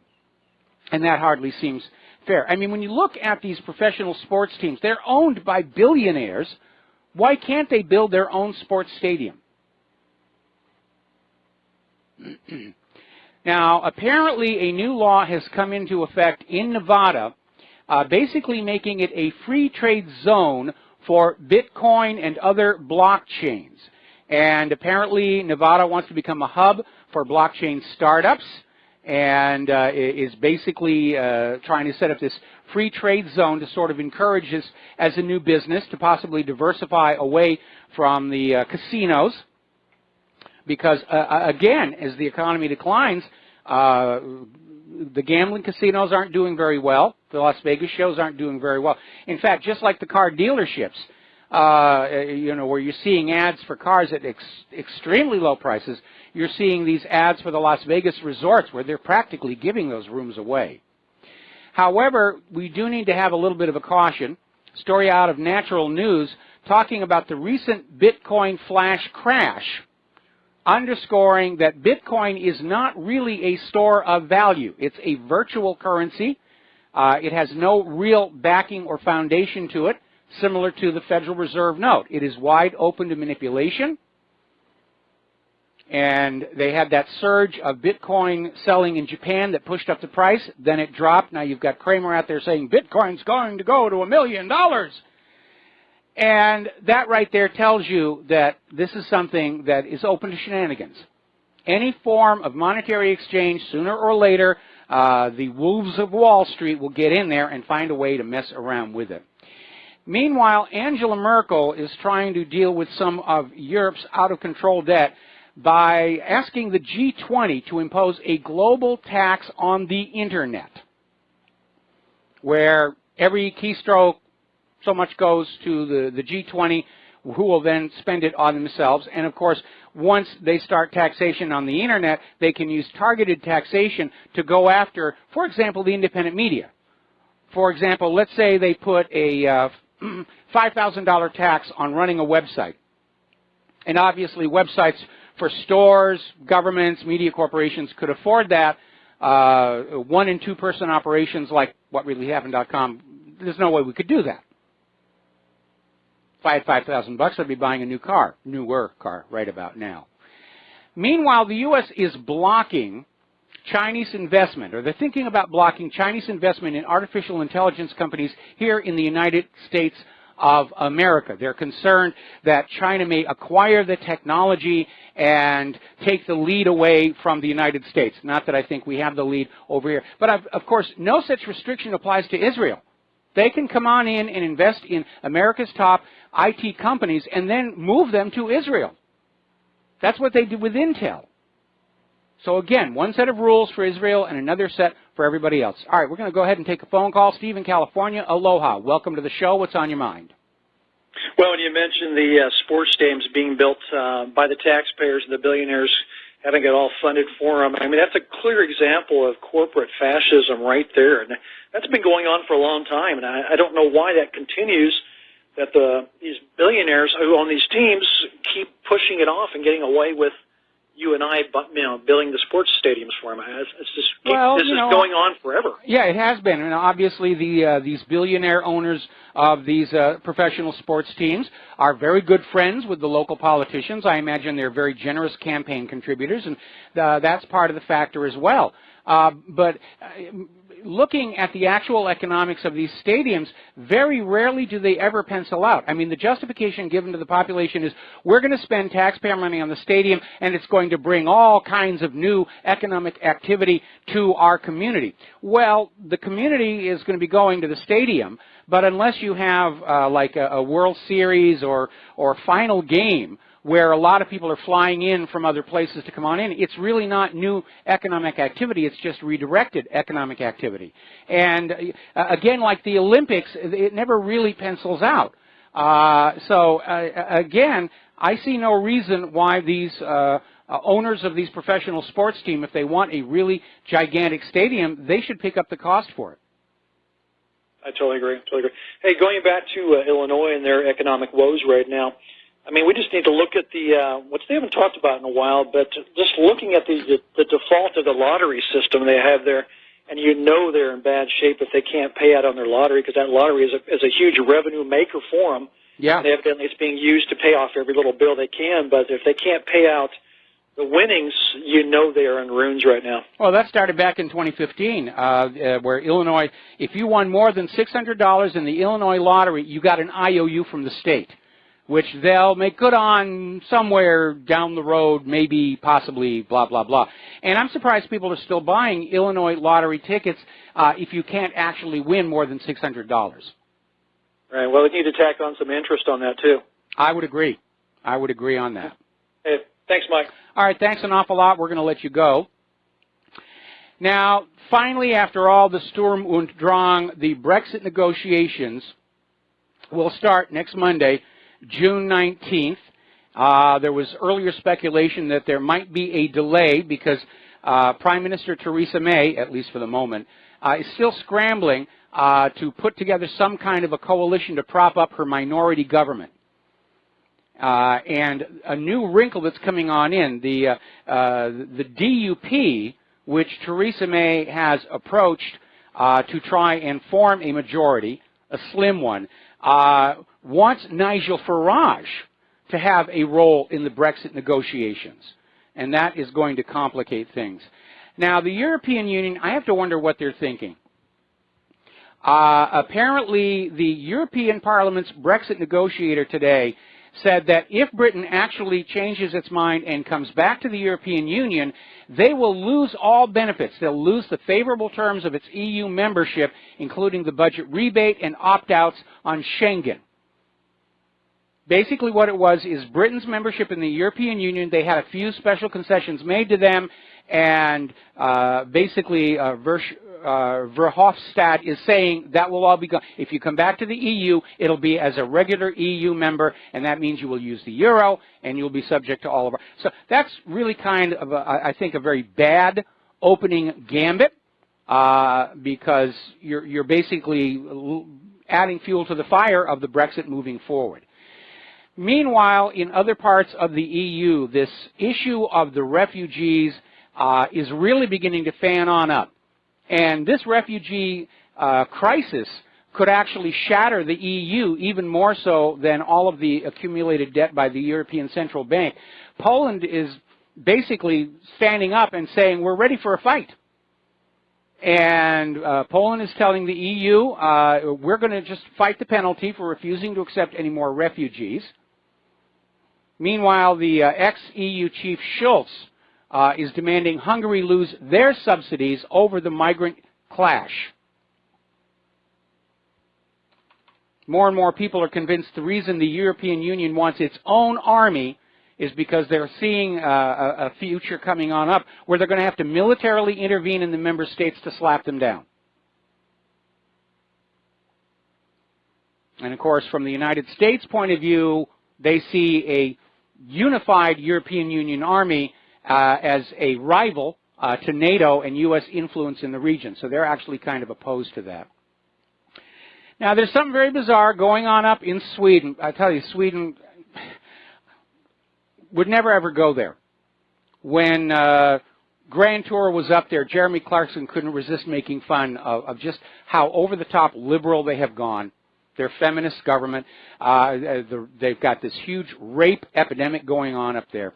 And now apparently that children who are in families facing deportation are going into comas.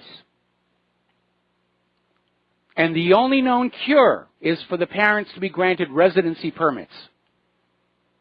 Oh, come on. Are you really trying to sell that? You know, that the fear and trauma of being sent home is putting these children into a coma, and all you have to do is wave a residency permit over their faces and they will immediately regain consciousness. And if you believe that one, I have some of Saddam's nuclear weapons to sell you. All right, we're going to take a phone call from Dude from Modesto, California. Aloha. Welcome to the show. What's on your mind? Hi, Michael. I'm a long-time listener. Over the past couple of days, I wanted to share a story with you and your listeners. Over the past couple of days, I've had this problem.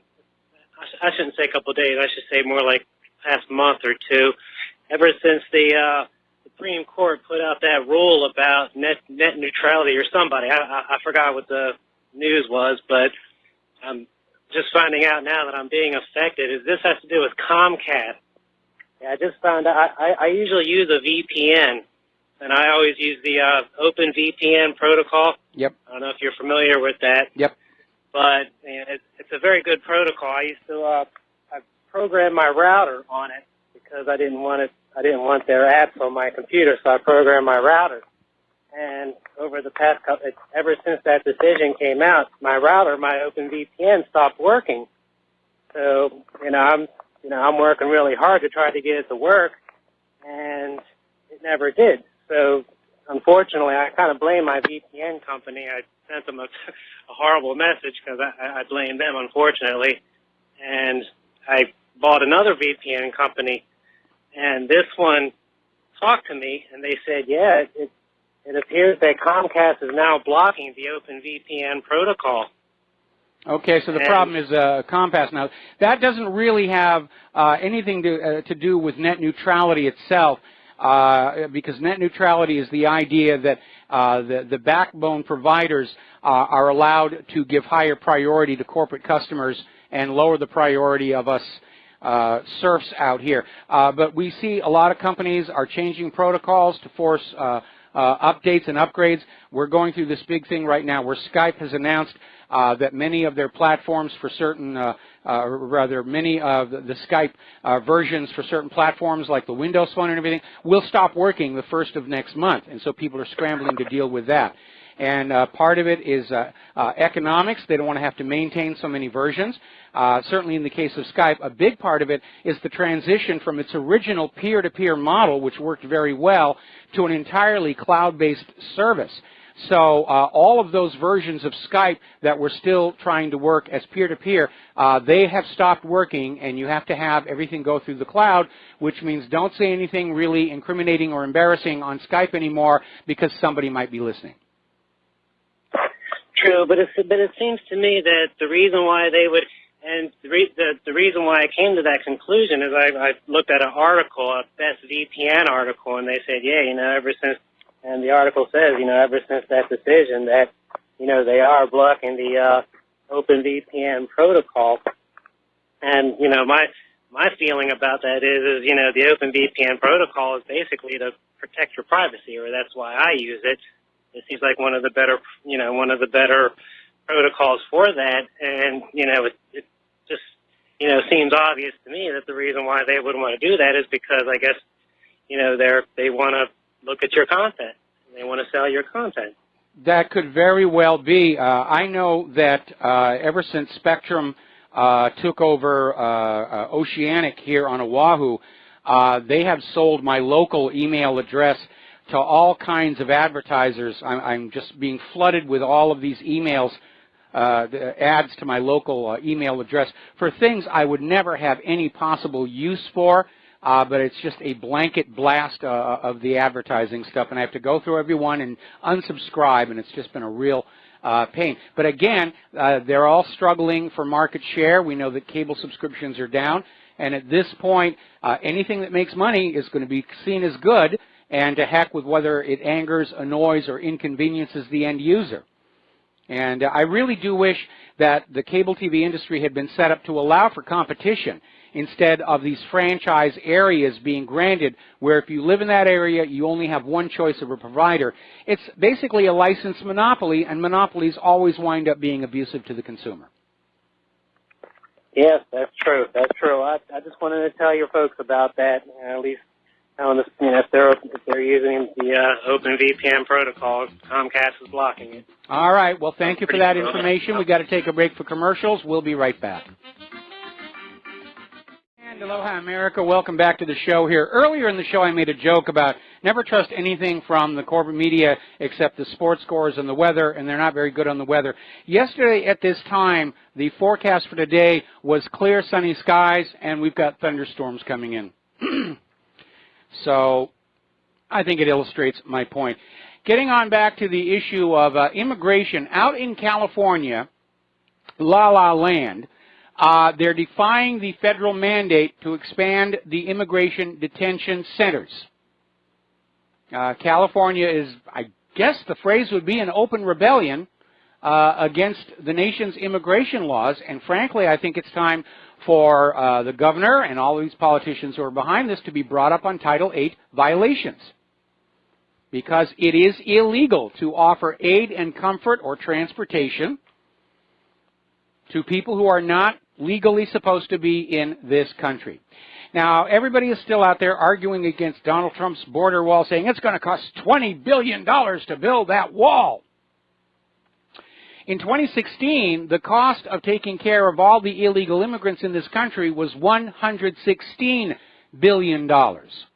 It doesn't matter what the wall is going to cost. It's going to be far less expensive than maintaining this open border situation. Now, here in Hawaii, they're unfortunately cracking down on the homeless population. They actually have put out this law making it a crime to sit in one place for too long or to lie down on the ground, which is silly in a vacation resort where people tend to lie on the beach and lie on the grass and all the rest of it.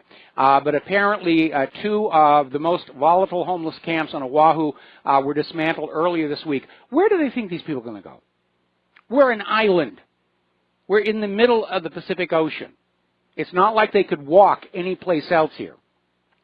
Of course, we got this big, gigantic warship out there in the harbor. I'll bet that would hold all of Hawaii's homeless inside.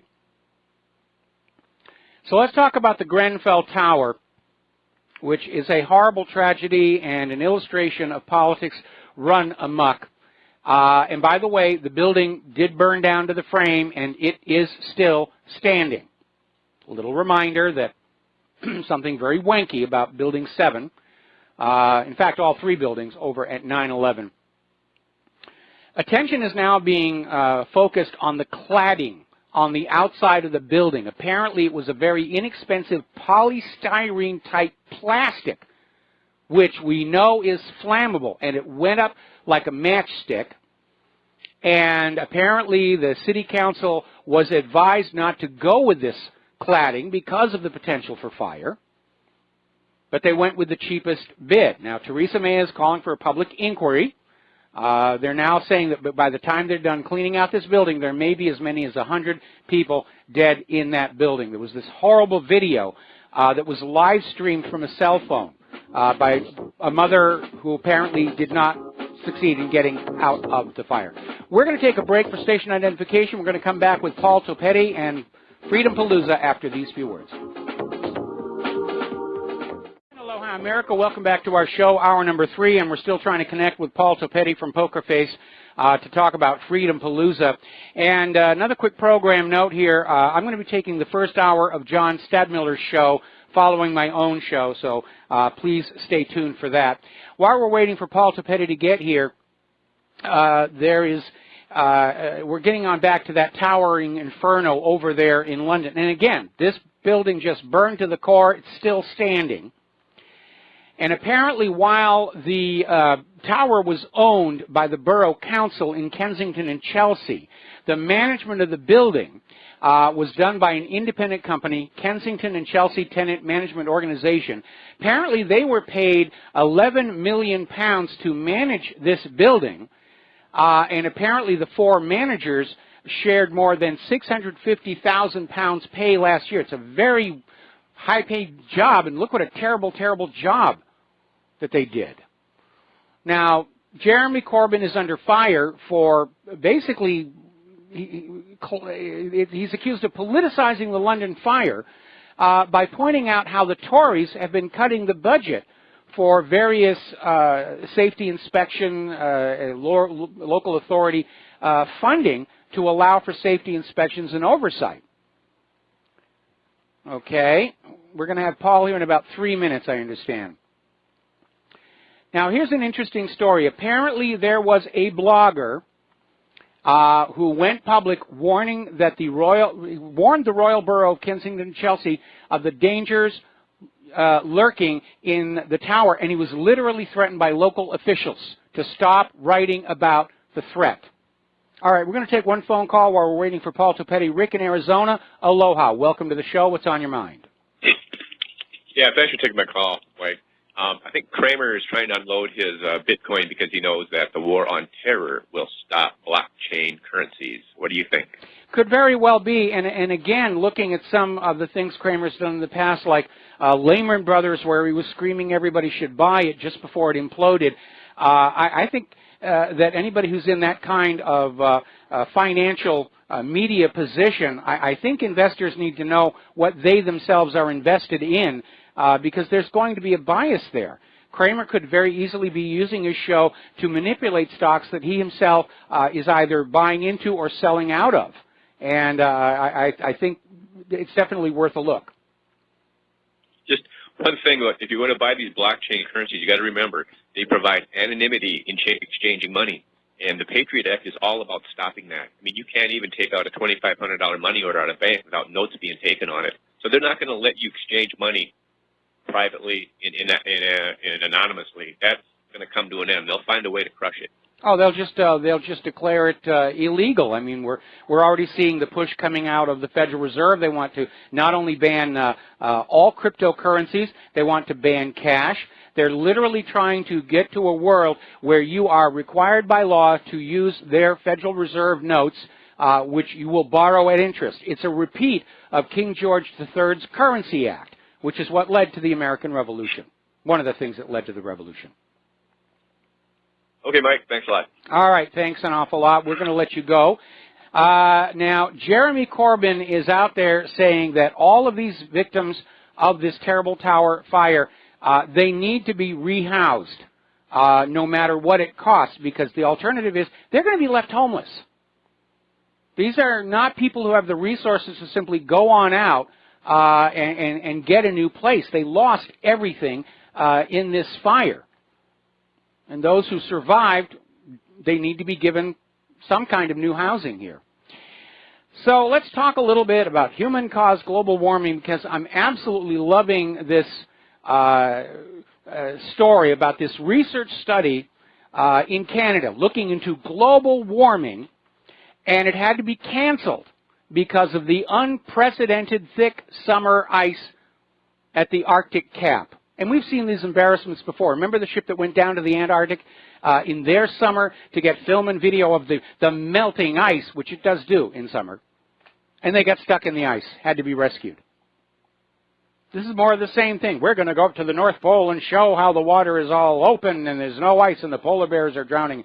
They had to turn back here. Meanwhile, there's been a new winter-like storm, it's described that way, setting new records across Nevada for daily low temperatures and precipitation records, and yes, the state's mountainous regions received between 6 and 12 inches of snow. Another article coming out of Investment Watch blog, Africa is now showing mini ice age cooling trends. We're going into a new mini ice age. And again, the global warming people are in a bit of a bind. They're trying to rebrand as climate change, but the goal is still taxation of carbon dioxide. Well, if carbon dioxide is warming the world, yeah, maybe, kind of. But if the world is actually getting colder, you need more carbon dioxide, not less. We're going to do a quick shout-out now to our honor affiliates rejoining our network. And joining us on the air now is Paul Topetti from the band Poker Face to talk to us about this year's Freedom Palooza. Paul, thank you for sharing time with us. Michael, always a pleasure, sir. It's always a blast just listening in on the phone call as I'm getting ready to speak with you. Just everything that you talked about is just crazy, from the tower to cryptocurrency getting squashed to everything going on. But anyway, the Freedom Palooza this year is going to be July 1st, 2nd, and 3rd.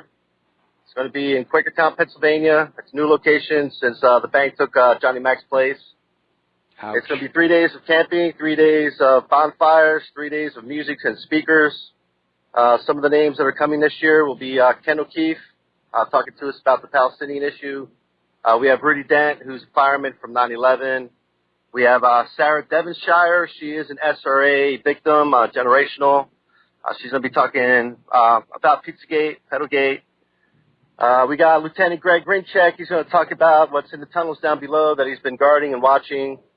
We got Payman Montahade. He's going to talk about American Freedom Law School and how to save your money from the IRS. We got Kirky's coming to talk to us about the militias under the Trump administration. Brother, we just got great speakers and music from Poker Face, my band. We got Miners Keeper, The Tank, and I guess like a dozen singer-songwriter acts coming. But it's $20 for the day, $50 for the weekend, includes camping, and the safest place to be. Come join us. It's family-oriented. Freest place for free speech. Well, can you give us just an overview of the whole history of Freedom Palooza? Because this is, I think, the 7th one. 7th year, yeah. It started as an idea that we'd want to take a traveling music festival to different cities where we'd have a base of acts of music and speakers, main speakers. But every time that we'd go in, we'd pick up the local talent. We'd pick up the locally known, not instigators, but those that actually do something, that have the wherewithal to get people motivated to do something for this country, and just toured across this land. So we'd come into your town, we'd rock you, we'd free speech you with some truth you haven't heard, and then we'd go on to the next town. It's been a little slow because of lack of funding, but it's growing in terms of presence and people aware of it. And the other half of it was to basically reward Mr. Jim Traficant for coming out of jail, for basically doing the people something right by passing the 1998 Taxpayer Bill of Rights. And we tried to encourage him to run for president. And in the last year of his life, he had put together a plan for America, and he started to go across the country starting to talk about it when he had his unfortunate accident on his farm back home in in Ohio. And it hasn't been the same, but we soldier on, and we have new, fresh talent coming and new, fresh speakers. It's the 7th year. We're hated by all the right parasitic organizations of the ADL and SPLC. And onward we go, brother. Well, it sounds really wonderful, and I understand that you're making an effort to make this event family-friendly, so that if people want to come on out, it's okay to bring the kids. They're not going to be exposed to anything that parents would be upset about.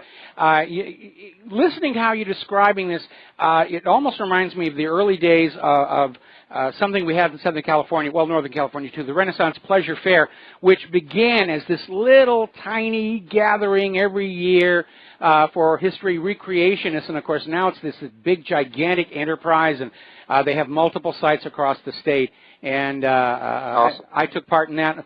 So I think there's definitely room to grow. We're starting to see a real conservative shift in the American population.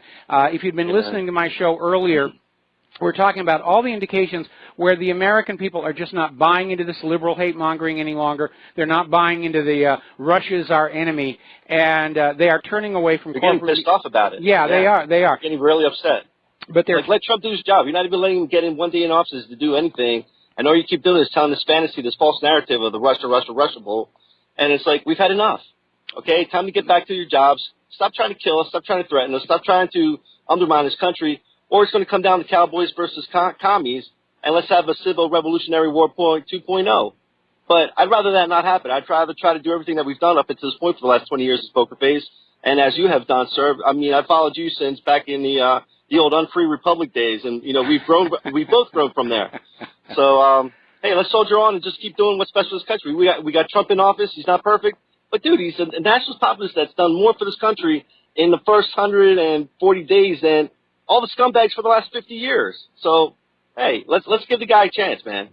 Yeah, this partisanship really has reached a ridiculous point, as illustrated by yesterday's shooting at that baseball park in Alexandria. And again, as I've cautioned, this continuance of partisan bickering is going to make our nation look politically weak to potential enemies, and actually invites more tragedy in all these other countries. Is there anything else you want to share with our audience?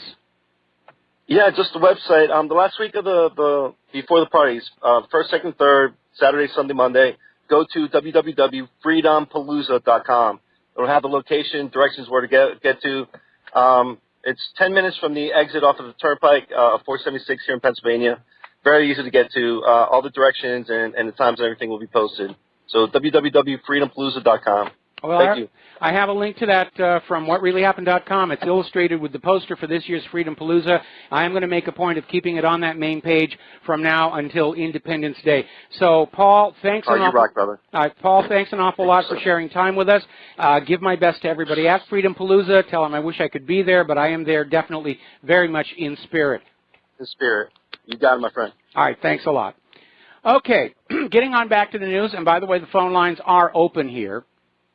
And we were finishing up here where climatologists who are not in the employ of Al Gore are basically looking at significant changes that are taking place across the globe in terms of the movement of weather systems, the behavior of water, and they're starting to say that we're starting to see symptoms of mini ice age cooling trends.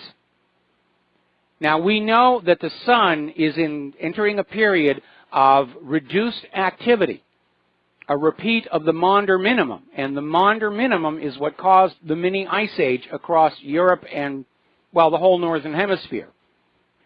And the indications are we're going into a new one.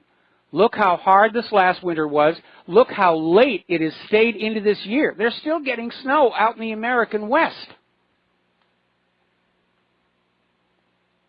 Now, the carbonazis are in a bind because the whole payoff for this was buying and selling carbon credits, paying a tax on carbon, demonizing carbon because it was making the world warmer. Well, guess what? The world isn't getting warmer, and they're trying to save face by saying, well, we're talking about climate change, as if climate change is something that didn't happen before humans showed on up. But again, they're dealing with that horrible contradiction. If carbon dioxide makes the world warmer, shouldn't we have more of it to offset the cooling that is coming from reduced solar activity? So they're out there scrambling around because they put a lot of time and money into this, and the globalist agenda is using global climate change as one of their pillars, if you will, for global government, that we must all surrender our sovereignty to a global environmental authority who will take care of Mother Earth and protect it from us icky-poo human beings. And it is just complete and utter nonsense.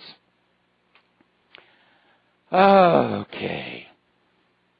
Now then, apparently WikiLeaks Vault 7 is releasing more information about a program called Cherry Blossom. This is from the CIA, and this was a scheme that uses wireless devices to access users' internet activity.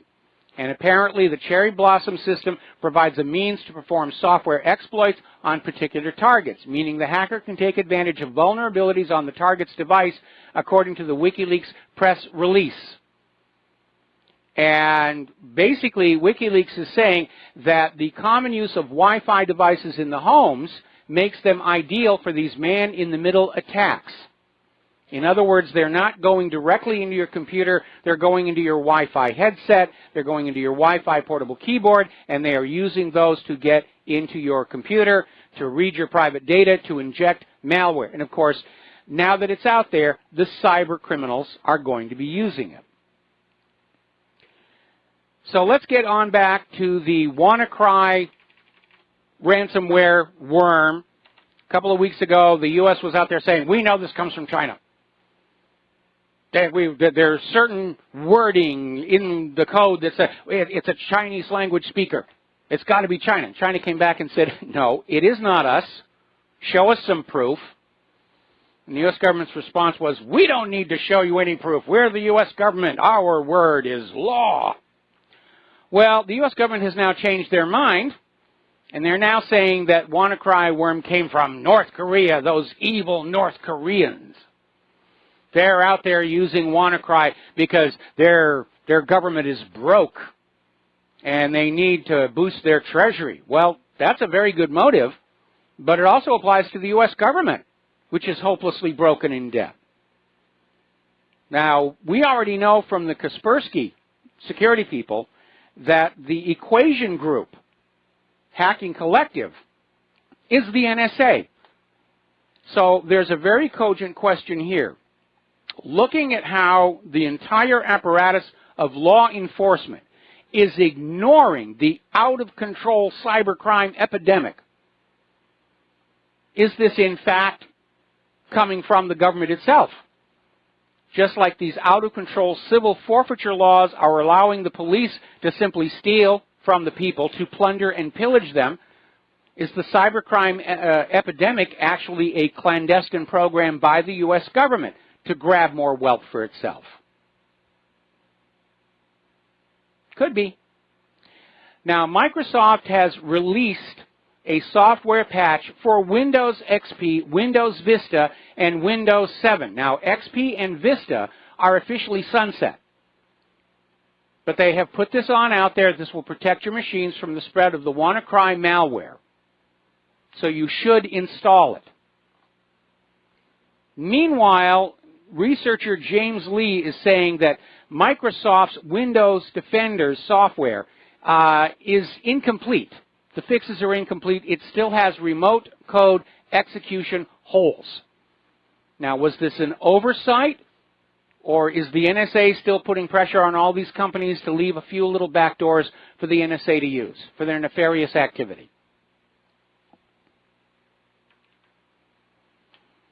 Now then, apparently there is a new zero-day exploit out, and apparently it was first seen over at University College London. It's a serious ransomware outbreak that has basically scrambled all the college's files. And this appears to be a previously unknown exploit, a zero-day vulnerability. The antivirus defenses did not pick up on it.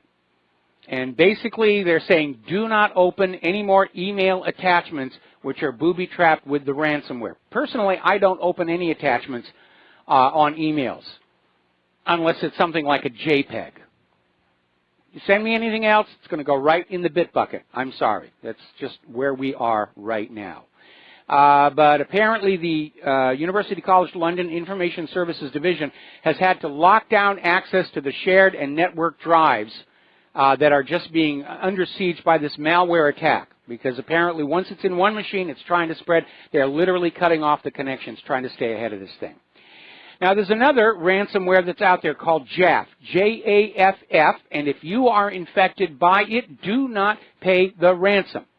Kaspersky Labs has released a for-free unlocking tool. Good for Kaspersky. Boy, those Russians are really very good at dealing with cybercrime, unlike the NSA, FBI, and CIA. We'll be right back. Hi, America. Welcome back to our show. And before we get back to science and the rest of it, and by the way, the phone lines are open, 800-313-9443. Call on in. Let's talk about some stuff. Apparently over in Indiana, shots have been fired at a truck that was carrying a Make America Great Again flag and a regular American flag on eastbound I-465 on Tuesday. We're just now getting this. And apparently officers say the shots were fired from a white four-door Chevrolet Malibu with a Louisiana plate. And again, I hope this is not the beginning of a trend with all of this violence directed against Republicans. And by the way, Nancy Pelosi is now out there trying to say that that the shooting yesterday was all the fault of Donald Trump and the Republicans for the politics of personal destruction, which, if you think about it, that phrase actually originated with the Clinton campaign back in the 1990s. The politics of personal destruction was their strategy for going after their enemies and just wrecking their lives, as they've done to so many people. Okay, so again, as I mentioned before, if you get hit by the JAFF ransomware, J-A-F-F, Kaspersky Labs has released a free decryption tool. And it's rather amazing that the Russians are very good on dealing with ransomware and cybercrime. If you call the FBI and say that you've been infected with ransomware, the FBI will tell you, just pay the ransom, we can't do a thing about it. Which gets on back to my question about just where all this cybercrime might be coming from. So, over in Russia, again, the Shevuluk volcano has erupted, apparently sending ash to 39,000 feet. All righty, let's see. Now then, I actually ran off the end of my talking points because I thought Paul was going to take the whole hour. Robert Mueller, getting on back to him and his cozy relationship with James Comey. Do you know that Mueller was made director of the FBI just 1 week before 9/11? And then obviously was involved in the subsequent cover-up. He and Comey went on out and tried to frame innocent people for the anthrax letters. And there was actually, first of all, they said, oh, the Muslims are sending us anthrax. Then somebody did an analysis on the anthrax and said, this is our stuff. It's coming from our own biological warfare labs. It's weaponized anthrax spores of a very high quality, and they tracked it to a strain from Fort Detrick. And the security system actually showed an individual by the name of Philip Zach going into the lab where that anthrax was stored. And Zach was already, had actually been fired shortly before, still had his security credentials. He'd attempted to try and cause trouble for an Egyptian co-worker. But they never investigated him. They went after Stephen Hatfield. They drained the pond near his home, claiming that he had used some kind of a floating glove box, which is silly because weaponized anthrax is very anhydrous. It cannot tolerate any moisture at all, or it starts clumping together, and once it does that, it's much, much, much less effective. It has to be dispersed in air, and so it has to be kept very, very dry. There was actually a story out here in Hawaii not too long ago where they were testing a system for submarine launched anthrax-carrying rockets, which is a real trick when you think about how water and anthrax don't mix. And anthrax is always bandied about as a terror weapon, terror weapon, terror weapon, and actually it's a very poor terror weapon, because for a terrorist to want to use a biological weapon, they want the infected population to do the work of spreading it for them.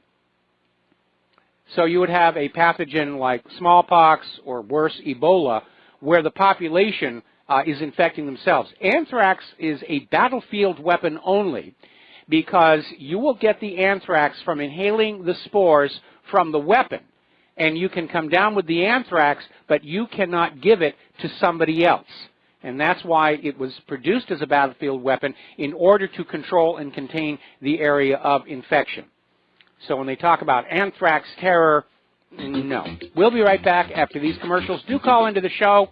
Share some ideas. 800-313-9443.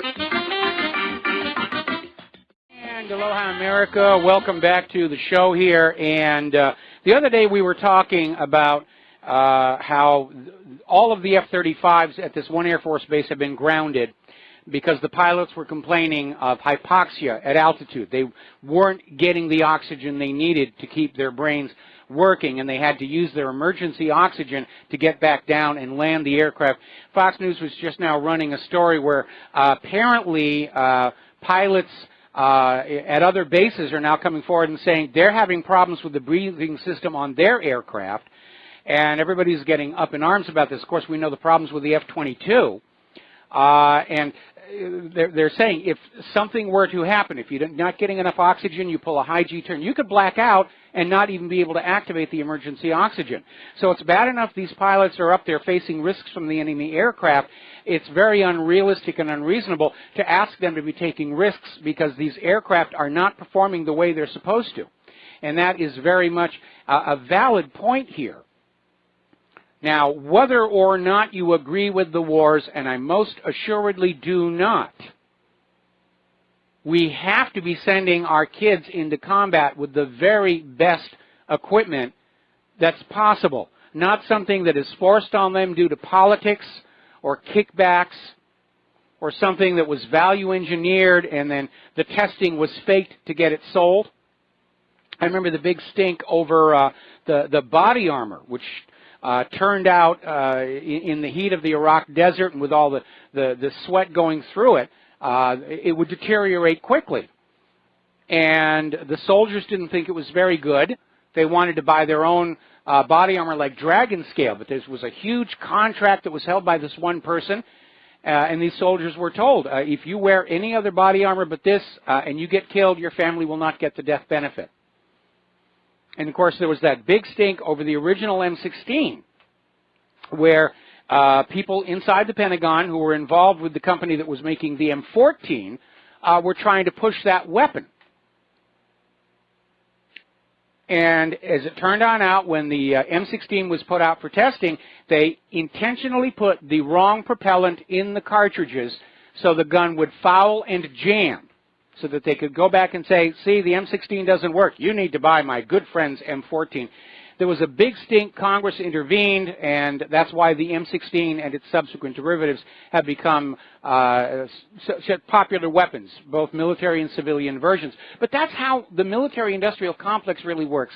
And again, I keep going back to this book and movie by the same name, The Pentagon Wars. It is a fun movie to watch. It was directed by Richard Benjamin.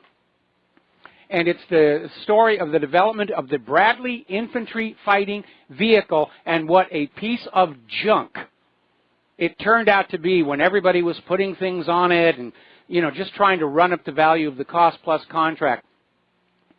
And I remember several years ago out here at the Kaonohi Air Station, they have air shows out there. The Blue Angels will show up. Got to see Patty Wegstaff do her thing. She's just amazing, amazing pilot. And I remember we were looking at this Seahawk Sub-Hunter, and they had this big piece of hardware bolted on to the port side. It blocked off half of the sonobuoy tubes. And I was asking the sonar operator, does that thing actually help, or is it getting in the way? He says, well, it's getting in the way. I said, well, why is it on there? Well, they ordered us to put it on there.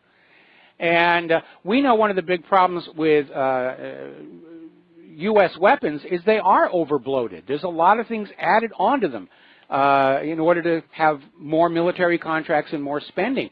And they can become very, very difficult and complicated to operate, especially in the heat of battle. Many, many years ago, there was an amazing aircraft called the F-104 Starfighter. If you remember seeing the movie The Right Stuff, that aircraft at the very end where Chuck Yeager goes on up to set an altitude record, that's the F-104. And it was an amazing aircraft for its day, but it had one drawback, and that was the control panel was just jammed. It wrapped around the pilot. There were literally switches that the pilot had to reach around behind his seat and feel for. And as a result, a lot of people came to understand that giving the pilot that much to do cut into the effectiveness of combat. And they tried to come up with a simplification program since then, which involved computerization, and it worked to a degree. But again, the F-35 is going the other way. It's got this invisible airframe idea where there are cameras all over the outside of the aircraft, and this very heavy, very expensive helmet is supposed to integrate those views in front of the pilot's eyes so they can look around and see a threat as if the aircraft wasn't actually there, except the cameras won't fuse the images and all these other problems, stuff that really doesn't work. And it shouldn't be allowed out in the field until they know it works. It really shouldn't. I was talking about these shows I saw the other day, or this one show, lauding the new Independence and Freedom class littoral combat ships. And they were out there for testing and validation. And no mention, of course, of the corrosion and drivetrain issues. But they were out there demonstrating these new whiz-bang weapons that they've got. And the voiceover spin was what a great job they were all doing, but just ignoring the voice and looking at what these kids were putting up with, this was stuff that had serious, serious issues. Even for training and testing, it was premature for that stuff to be out there, because what was going wrong was stuff that would have been going wrong on a shore-based test. But it's all about cranking out the money for the military-industrial complex, and that is why I am so concerned about getting into a war with a military peer with stuff that just really isn't working all that well. And it looks really impressive, but it's bloated, it's expensive. One of the reasons the F-35 is such a poor-performing aircraft is it has been overloaded with a bunch of junk. And I think this idea of the multi-role aircraft was in general a bad idea, trying to be all things to all people and not being very good at any one of them.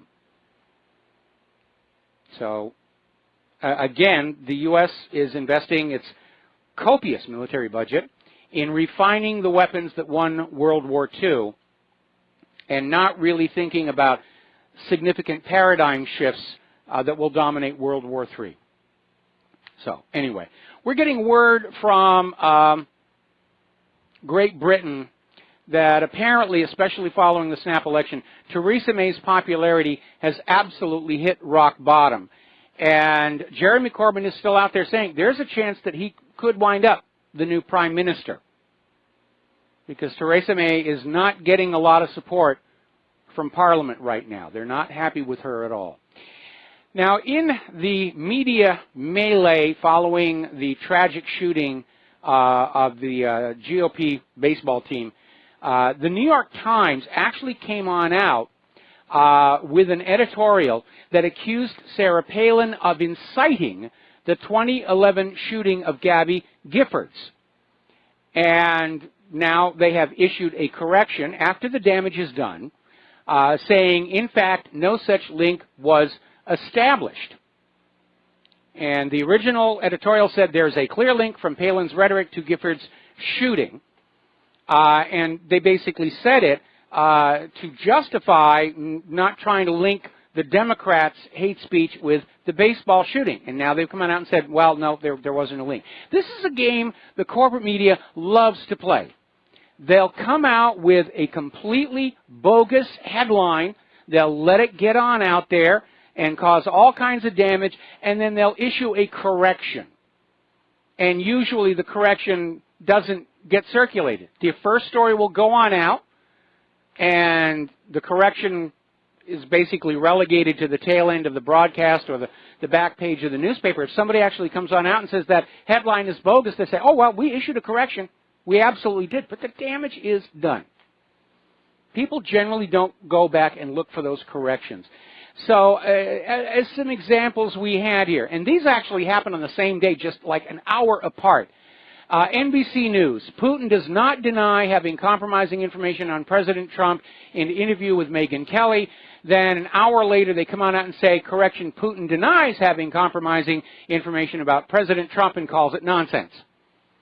But you've already had an hour out there saying Putin doesn't deny the compromising information. Another one, this from Jim Acosta.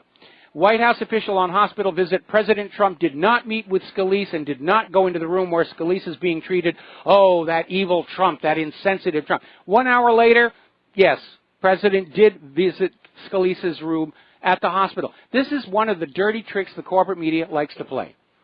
They'll come on out with a damaging headline, and then after the damage is out, after the story is out, they'll correct it so they can avoid a lawsuit. It's just insane. I think Fox News was absolutely correct to get rid of that slogan, fair and balanced.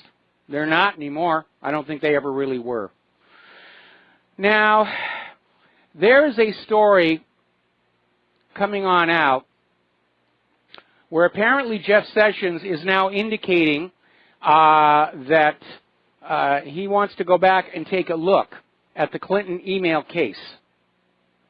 And he should, first and foremost, because former FBI Director James Comey, in that press conference in which he recommended not pressing charges, he went down the list of provable Title 18 felonies committed by Hillary Clinton. And much of the evidence for those violations is now out in the public record, like the email that ordered a subordinate to convert a secure document to insecure, strip off the classification headings and send it by non-secure means. That was an overt action that violated Title 18. And I know that Sessions and Trump are going to run into a real wall on this because, again, I think that email server and that Clinton Foundation are the dark heart of the Clinton corruption, the narcocracy, whatever you want to call it, because of what happened back in 1994 when Bill Clinton, using his authority as President of the United States of America, authorized the sale and transfer to China of militarily sensitive technology over the objection of the Department of Defense and the intelligence agencies, and it was discovered Chinese money was being poured into Bill Clinton's re-election campaign, using Chinese-American citizens as a cutout to make it quasi-legal. But there was the beginning of an investigation, and one of those cutouts said, yeah, the money's coming from Chinese intelligence.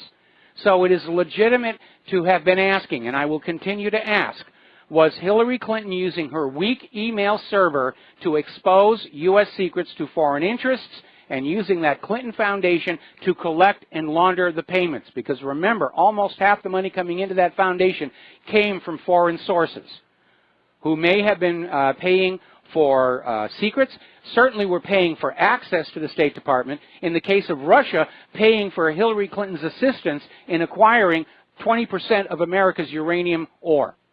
We're going to take a phone call here from Frank in London. Aloha. Welcome to the show. What's on your mind? Hi, Mike. Two topics about the global warming, about the fire, the tragedy that took place in London yesterday. I had the report that the TMO, which is a voluntary organization, it's called Tenant Management Organization. They would be responsible for the day-to-day running of the of that particular place, yes, estate, or that building, right? And according to the news, they reported to the housing management that the building was unsafe. Something to do with the material used to renovate was probably the cheapest, you can say. I guarantee you, Mike, that housing officers on the lower level must have spoken to management. And what normally happens, because I work with local authorities, if one particular employee goes against the grain and complain on the behalf of if a tenant or somebody believes that the management is corrupt or something is going wrong or something, they would get the other staff to turn on this person like a pack of wolves, and they can end up getting dismissed.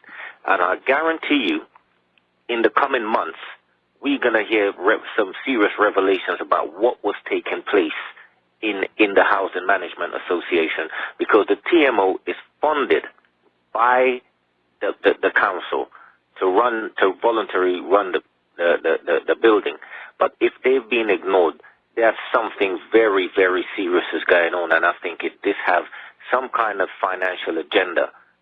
Right? And well, absolutely. The company. There were a lot of warnings. People were being threatened to shut up. And you're absolutely right. The issue surrounds the renovation to the building, where they used the lowest bidder for the outer cladding, which apparently was this flammable plastic material, and they were told not to use that material, go with the next highest bidder. Apparently, the building only had one stairwell. So when the elevators stopped working, everybody was just jammed in there, and apparently did not even have a sprinkler system that was up to current code. Wow, that's unbelievable. And if you have one stairwell, and if that stairwell is central in that building, so you have to walk, you have to get past 2 or 3 apartments at least to get to the if it's only one stairwell, it more than likely would be a central fire escape of the building. So it's more or less if you're one end of the building, you've got no chance of escaping. With regard to the global warming, do you think they want to start taxing us on how many plants we got in our house or in our garden? Well, if they could come up with, I'm sure if they could come up with a good excuse, they would. But again, plants absorb carbon dioxide and they produce oxygen and food. In fact, there's an anecdote from when Al Gore was first cranking up all this global warming nonsense, and he had all these numbers and inconvenient truth. And apparently one of his staffers did a little calculation and said, you know, all this talk about taxing carbon and carbon credits and everything is totally unnecessary. If we just increased the plant cover on the ground by something like 20%, the problem would be solved. And the staffer was immediately fired. I'm not surprised. Okay, thanks, Mike. All right, thanks an awful lot. And we're going to start with Brendan in San Francisco. And Brendan, I'm probably going to have to take you through the next commercial break. What is on your mind? Hey, Mike, I called in for a couple comments on the beginning of the show, but I just wanted to reference that building in London. Supposedly, it's turning into a swanky area, and developers want that land. So this kid was suggesting that they were trying to force them out. And I can tell you for a fact they do the same thing in San Francisco. We have rent control, and when they can't get the tenants out, they burn the buildings down, and I can provide documented evidence to that fact. You know, I actually saw something similar to that when I was living in North Hollywood when the subway was being put on through. And unfortunately, we have to take a commercial break. Stay on the line. I'll be right back with you.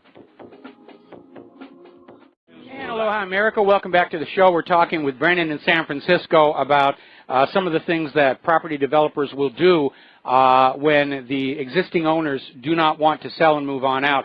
And Claire and I actually witnessed some of this when we were living in North Hollywood, and we were in the middle of the North Hollywood redevelopment along Lancashire Boulevard.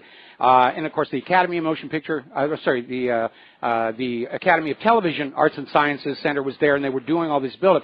And there was a block of these little shops, and none of them wanted to go because they understood that as the area was redeveloped, there'd be an opportunity for them to do more business. And the people who wanted to buy the entire block and put up a big building on it apparently were somehow able to arrange it that the construction for the subway line that was coming through there literally blocked off that entire shopping area. Nobody could get in or out, and it only took a couple of months for all of them to be forced into bankruptcy and put the building up for sale. So that kind of thing does, in fact, go on pretty much all the time. Okay? Yeah, hey, so since we're running out of time, I just want to remind people that we are currently in the biggest PSYOP in probably the history of the world. Every day we're bombarded with all these false narratives and outright lies. So we need to keep that in mind. It's just a complete saturation from every media outlet, entertainment, probably even video games at this point. But I wanted to reference the antidepressant thing, Mike. I had a back injury from playing tennis, and I was a broke college student at the time. And I went to the free clinic in my neighborhood, and the doctor, Goldstein or whatever his name was, tried to prescribe me antidepressants for a back injury. Can you believe that? I became so enraged, I started questioning his credentials and his motives, and I had him in a room, locked door, and I swear to God, he almost peed his pants. I was so enraged. I mean, that's definitely an off-label application. But again, it's all about pushing the product. You know, modern doctors and nurses are not healers. They are salespeople for the pharmaceutical medical supply companies. And it's an ugly reality. Yeah. But again, life under fascism. Anyway, Brandon, I'm going to let you go. We're going to try and... Last thing, Mike. Okay, bye. Sorry, Bobby in Virginia, you got a minute. What's on your mind? Yeah, Mike, Mike, I'm a first-time caller, and I apologize if I have a bad connection. Can you hear me? Yeah, I hear you. Okay, I'm sorry, Mike. First-time caller. So I think you would. I was late getting in on a show, and I think what you were just talking about. I just heard you guys. I think it's gentrification is what you what's happening over there. Yes. That's as a side note. Gentrification, what you just spoke of. But I mentioned to Mike about speaking about. Side note. I think what's going on with this mass thing about getting Trump, Trump, is a side note about, the Hillary thing. How are we not, investigating the Hillary connection with the basement server, we should be. We should be. That's what makes it so obvious this is a hatchet job on Trump. I'm sorry, we're out of time. The show is over. Thank you very much. We're going to let you go here. All right, we're going to take a short break here for some commercials, and I'm going to be taking the microphone for the first hour of John Stadmiller's show. And Michael Herzog will have hour number 2. So stick around, and we're going to recap most of these stories when we come on back from the break.